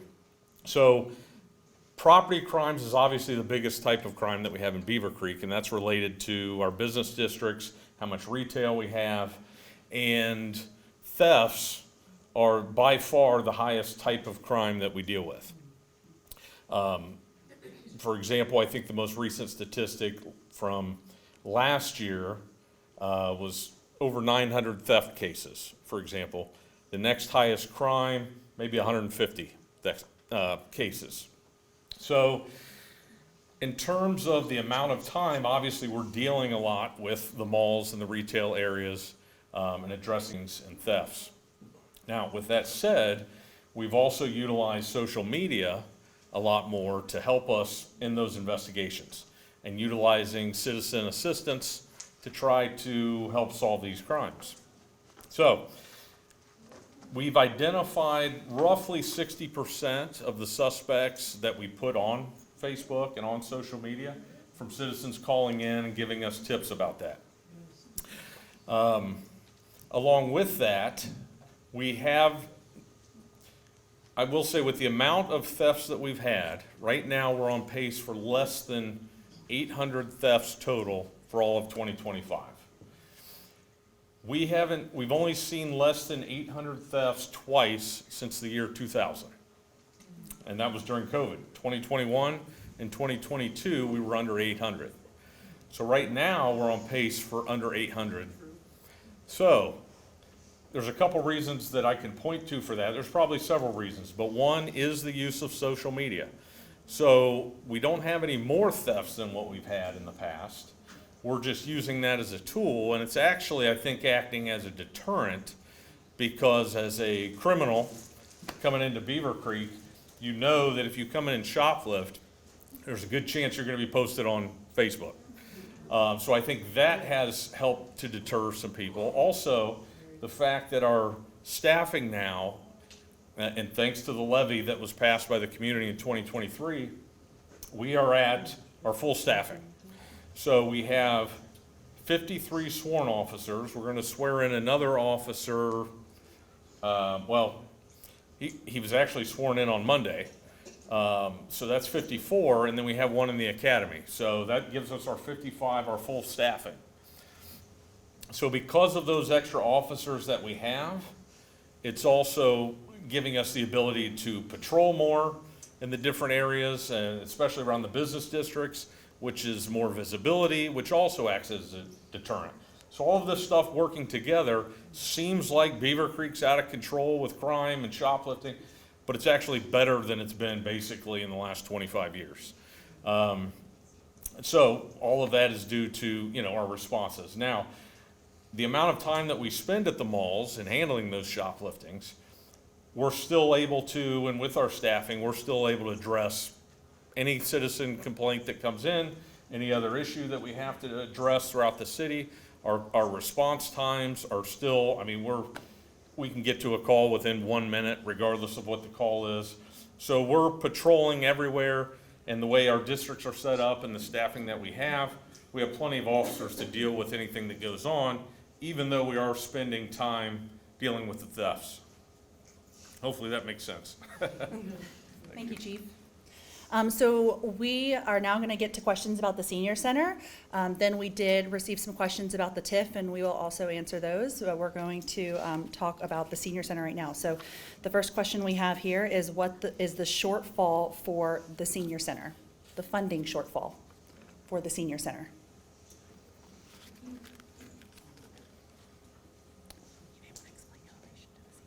Sure. So Katie introduced me as the assistant city manager, and golf, HR, and parks kind of fall under my section of the city, but we've also got the parks director here, so we'll probably kind of tag team a number of these questions. We try not to repeat redundant questions, but if you feel like your specific question really didn't get asked, let us know. Come find Zach, Katie, or I. But again, we were trying not to duplicate the question. So as far as what the shortfall is, depends on the year, but it's somewhere between 150 and 180,000. The operating budget's about 600,000. The grant makes up, in round numbers, about 300,000, and then charges for service or the membership fees is about 120, and so that's where you get that shortfall in any given year. That is supported by the Parks Levy. That's part of those programs, part of the grouping of parks offerings to the community is the senior center, and so yes, the levy does help. On its own, the senior center is not operationally solvent, so it does benefit from the property tax from the Parks Levy.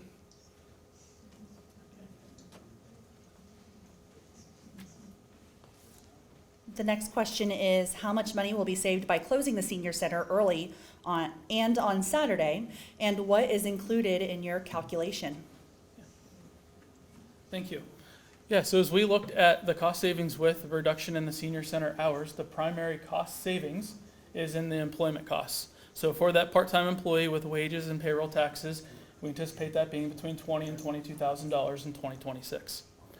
With that, there's also a small savings with utilities and just general operating the facility itself, but the primary savings is in employment costs.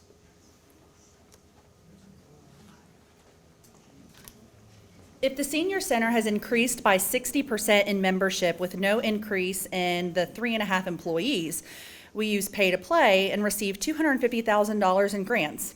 Why is our budget being cut? We've seemed to be a small portion of the $3.2 million in the parks budget and serve some of the city's most vulnerable citizens, and we have 35,000 volunteer hours annually.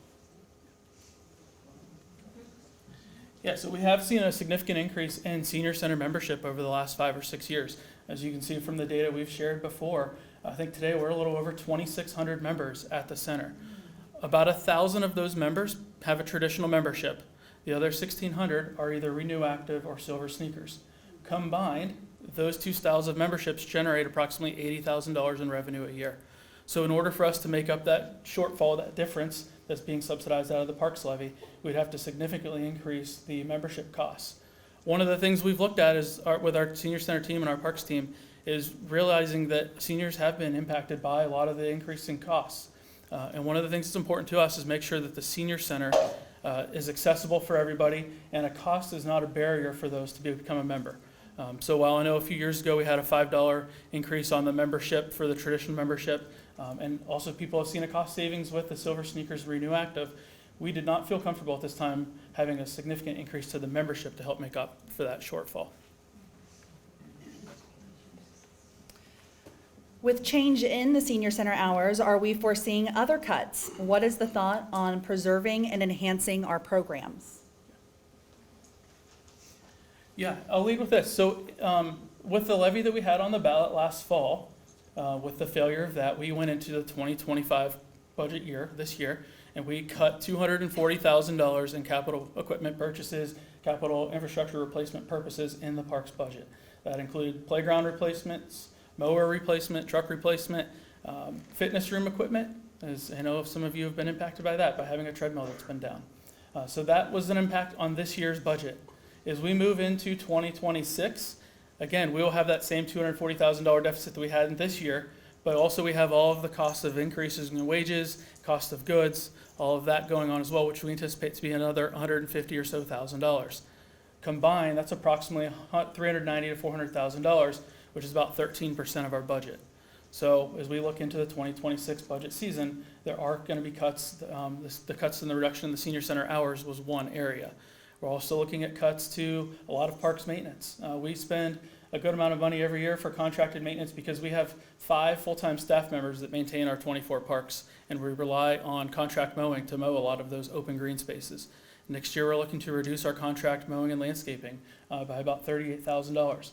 That doesn't mean that our staff can take on all of that. We may have areas out in our parks that don't get mowed at all, but once or twice a year. Some areas might get mowed, the frequency might be more than once a week. It might go every 2 to 3 weeks, just because we don't have the staffing to be able to maintain that. Again, there's going to be other areas that are cut. Some of our community events, especially ones that aren't covering their costs with sponsorships, may change. Our goal with all of our community events is to have sponsorships that can cover all of their costs. The ones that aren't, we're looking to either change or consolidate or modify those. So as we look at the entire 2026 budget and how we make up that $150,000 deficit, we're looking across all of our areas. I'd be remiss to also say we're also looking at revenue generating areas, implementing some new rental fees or increasing rental fees for some of our facilities, looking at some of the programs like our summer camp that generally makes some money for our department. We're looking at increasing summer camp fees and also increasing the capacity of that because it's generating revenue for our division. So that's kind of how we're anticipating adjusting that $150,000 deficit going into next year. Have there been any usage studies on the 24 parks in recent memory? Why don't you close some parks and divert the property, sell something to reduce the maintenance burden? So the last major study we had on our park usage would have been our 2019 Parks Master Plan. During that time, we had 23 parks. We did not own Springhouse Park at that time. Majority of our parks, I believe 19 or 20 of them, are neighborhood parks that are in the neighborhood. Think Spicer Heights, Stafford, Walnut Grove, Those are your neighborhood parks that are mostly utilized by people who live in that neighborhood. And that land was donated, given to the city during those development times when those subdivisions were put in. And those parks serve primarily that neighborhood. If we got down the road several years and funding was still a major consideration, we could potentially stop maintenance activities at those parks. But keep in mind, a lot of the current maintenance activities really just is mowing. That's a big part of our labor costs. Obviously, the playground replacement has a capital expenditure, but that comes about once every 20 years. The main cost for us is just the maintenance and mowing those areas. It could be a consideration down the road with city council that if we had a surplus parks that we couldn't maintain, that could be an option for us to sell parkland. But as of right now, I don't believe we've had any direction to look at that. Some senior center members still work during the day on weekdays, and now that evening, weekdays and Saturday hours are being discontinued, there's no way that they can use the senior center that they paid dues for to join. Yeah. This decision, and I speak from my heart, the decision to reduce hours at the senior center was not an easy decision. I know it impacts all of you in this room. It impacts a lot of people. Our job is fun in Parks and Recreation. Having to reduce services is not fun. And we understand that these decisions will have impacts. The decision and the change in hours impacts seniors, working seniors predominantly, and a lot of those who use the facility in the evenings for pickleball, for the fitness room, for other leisure activities. It does not eliminate activities, but it's a reduction in the hours that we have those activities that people can use this. We understand that there are some individuals that may not be able to use the senior center, and I don't like that. But unfortunately, that's just the reality of where we're at financially. Some of the other decisions that we have to make, reducing areas of mowing in parks or eliminating mowing in parks, deferring some of the capital maintenance of replacing playgrounds and stuff like that, that impacts people as well. So if I have a park out in the neighborhood and it was 10 acres and now I'm only mowing 5 acres of it next year, that impacts that neighborhood specifically. So the changes that we're making now do impact people, but that's where we're at with our current financial situations. Without increased funding into the future, there will be further cuts. What that looks like, I don't know at this moment, but that's something our staff is working on. So how will the senior center provide services for those 55 and older who are still working without evening and weekend programs?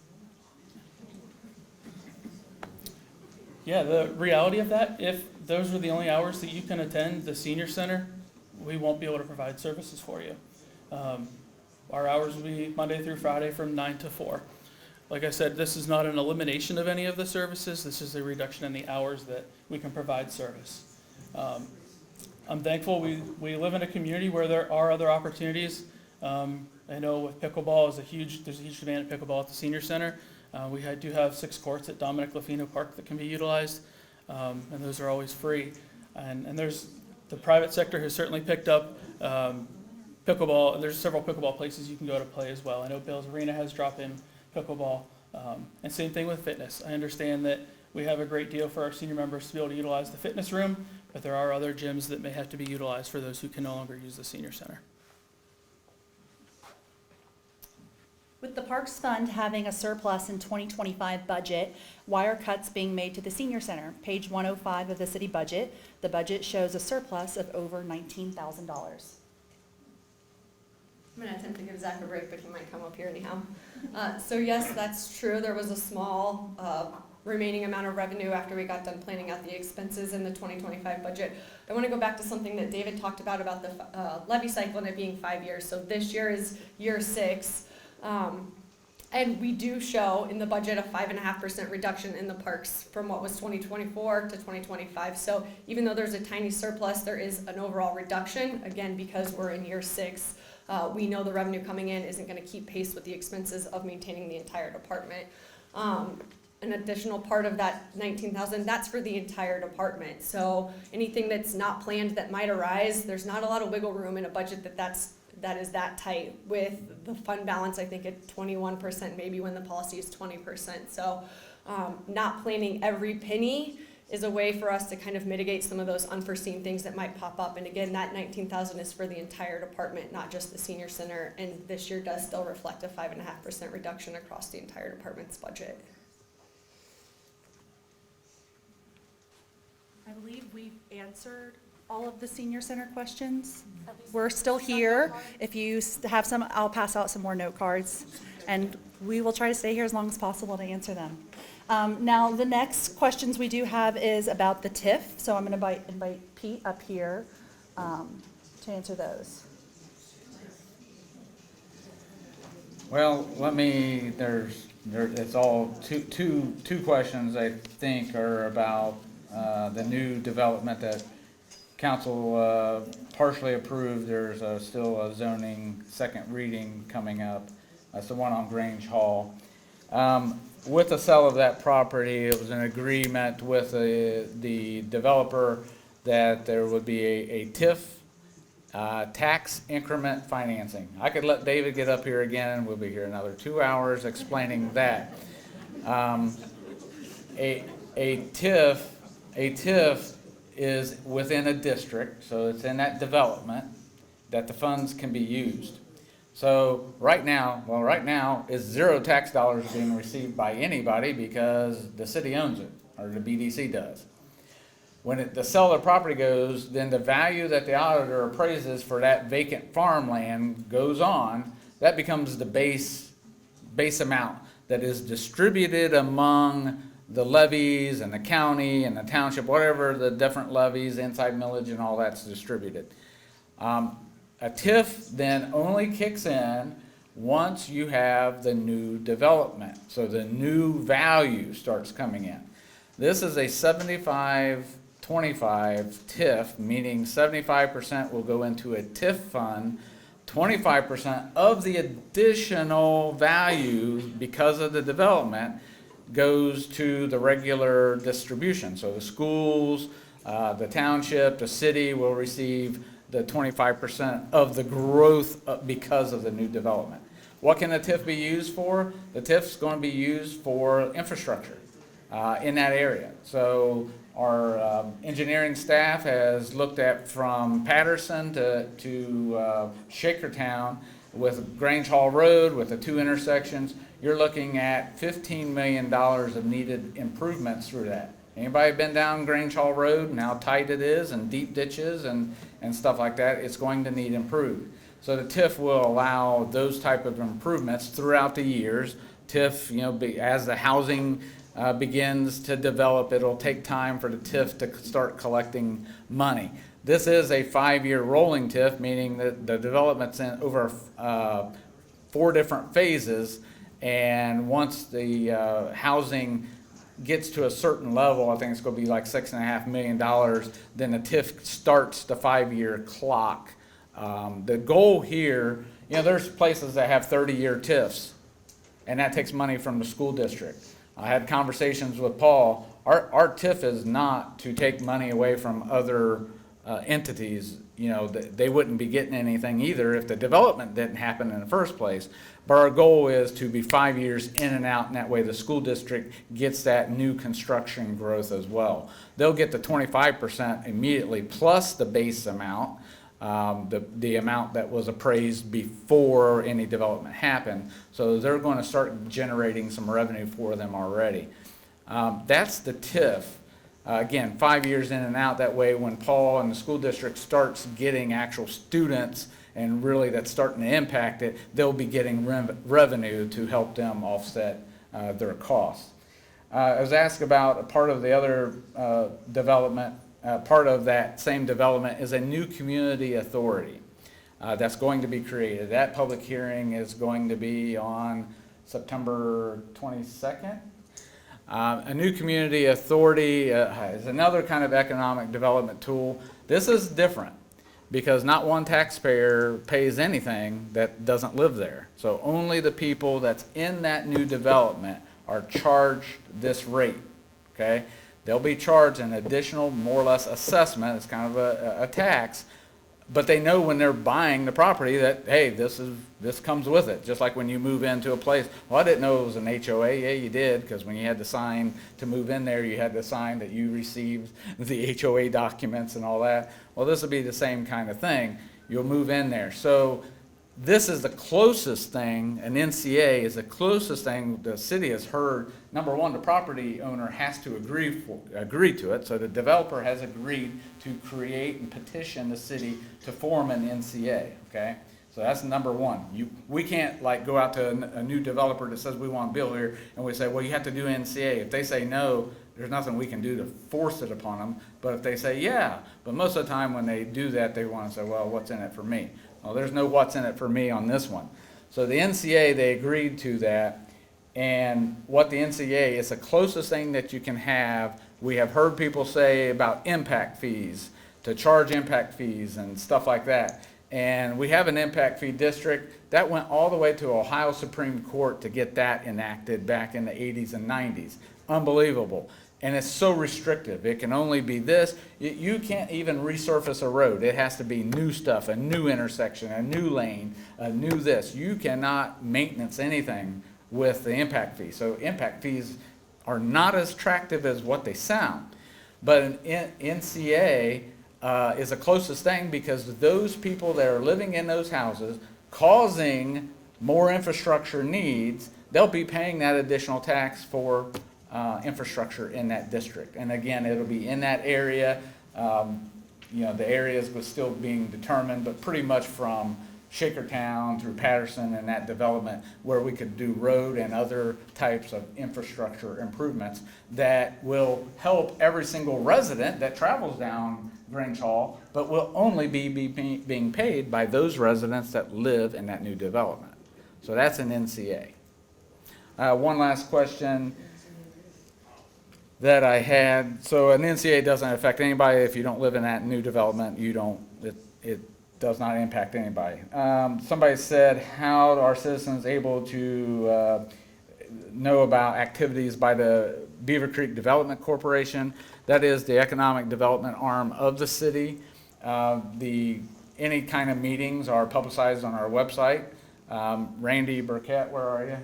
Randy is our planning director. If you ever have a question about the BDC, he acts as the executive director of the BDC as well. And if you have a question about the dates, we publish the dates and the agenda, what's going to be on there. We don't have we have 3 or 4 meetings a year maybe. It's not like every week or every month or anything like that. There's no set. It's only when there's something going on. But feel free to reach out to Randy or check our website for any BDC information.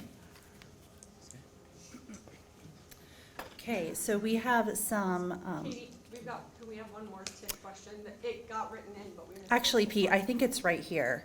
The TIF language indicated that Spring House infrastructure was to be paid for by the TIF. Is this true? Do you remember that, David? I do not remember that. And if it would, it's possible that that's part of any of the infrastructure, because again, those residents there are paying into that TIF in lieu of taxes. They're paying into that. So anything in that area could be, there could be infrastructure. The TIF is not going to be playground equipment. TIF is not going to be personnel. TIF, it cannot be that. It can be basically your infrastructure, pipes, concrete, asphalt, that kind of real infrastructure needs. It cannot be salaries and playground equipment and splash pad, which we could get one of those for people who really want those, but it can't pay for anything like that. Pete, you're beating around the bush there. The question is Springhouse Park was voted down by the residents, and it looks like the city still wishes to pursue infrastructure improvement to support that park. That's the question. The city will take every opportunity to, if there's a funding opportunity to do Springhouse Park, that is the city council's decision to move forward. Nobody, they said no to funding it through property tax. They didn't say no, they didn't want amenities. So that's a different in the way you look at what was said. Because our master plan in 2019 and the Springhouse master plan that was done in 2021 had lots of feedback and lots of desires to develop that park, but it's just a matter of how do you fund it. They didn't say no that they didn't want the park. It's no to we didn't want it, especially at the times. It's hard. of paying the property tax is what was said no. So we received some follow-up questions regarding the senior center. And there's kind of two that are very similar. One person asked why not use a key card for the senior center during those evening hours. Another person asked, what about volunteers during that time? Great questions. That's one of the things we explore with our staff is, we have so many volunteers at our senior center. I think there's about a little over 30,000 volunteer hours at the senior center. And we couldn't provide the services we provide without our seniors, with all of our volunteers. Transportation wouldn't exist if we didn't have volunteers. However, from an operations standpoint, we would need to have a full-time or part-time staff member present in the building from a liability standpoint to make sure the building's secured. If somebody were to be injured, if there's an incident that arose, we would need to make sure we have a staff person there with volunteers. Katie, what was the other question? Key card. Oh, key card access. Yeah, like I said, we have key card access on the lower end of the building, which is Lafino Plaza, which can be used for meetings in the meeting room, as well as for the multi-purpose room if we have contract instructors in there.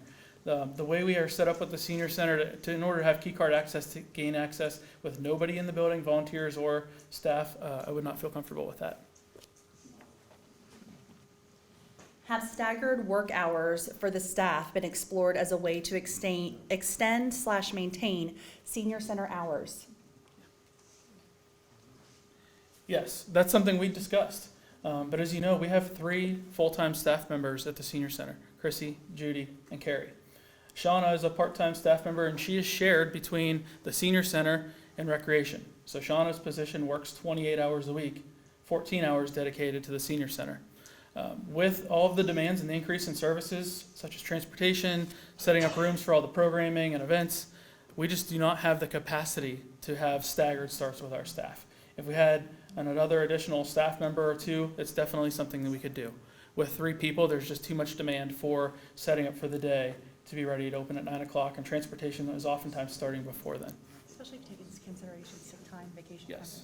Yeah. I'm going to piggyback that too, because the other nuance to that is of those 3 positions, 2 are represented by a union, and we've got contracts that stipulate schedules. And so not that it couldn't be done, but it couldn't be done quickly. It would require going back to the table or an MOU. So again, it's not something that couldn't be done. I think it was talked about, but there was the coverage issues, but also just the fact that they're represented and have set schedules stipulated in the existing collective bargaining agreement. So things to consider and explore for the future, but as far as the immediate need, it was too challenging. The budget has $26,000 for new chairs for the senior center great room. This would cover the cost of at least 1 year for a part-time employee for evening and weekend hours. Yeah, so that portion of the budget you're referencing is not out of the Parks Levy Fund. That is out of the Parks Levy Fund is what we call the 279 fund, where all of our Parks Levy dollars come in. The funding for the chair replacement is out of our 750 fund, which is where donations go into. So over the years, we've had many donations come to the senior center. Some are restricted. We get some people that say, here recently, that I want my donation of a couple $100 or $1,000 or whatever it may be to go towards a senior center transportation van. Some donations are just general and don't have restrictions tied to them. So over the years, we've accumulated money in the 750 fund to help with some of those capital needs, not staffing needs. So the 750 fund that we had budgeted for the chair replacement is not out of the Parks Fund, and those dollars should not be used for operations. One of the things our staff has discussed is not replacing the great room chairs this year and holding on to that money and looking at potentially using that for the van for next year. Again, because capital has been cut from the senior center, we're trying to fundraise and use grants to fund the replacement for one of the large vans. That $20,000 or so that's been budgeted for chairs may be better used for a van replacement. I believe we have gone through all the questions. If we missed any, please let us know. Again, though, staff is here. You're welcome to talk with them one-on-one. City council members are here. They're happy to talk to you. So we want to thank you so much for coming tonight. We appreciate you spending your evening with us. Thank you.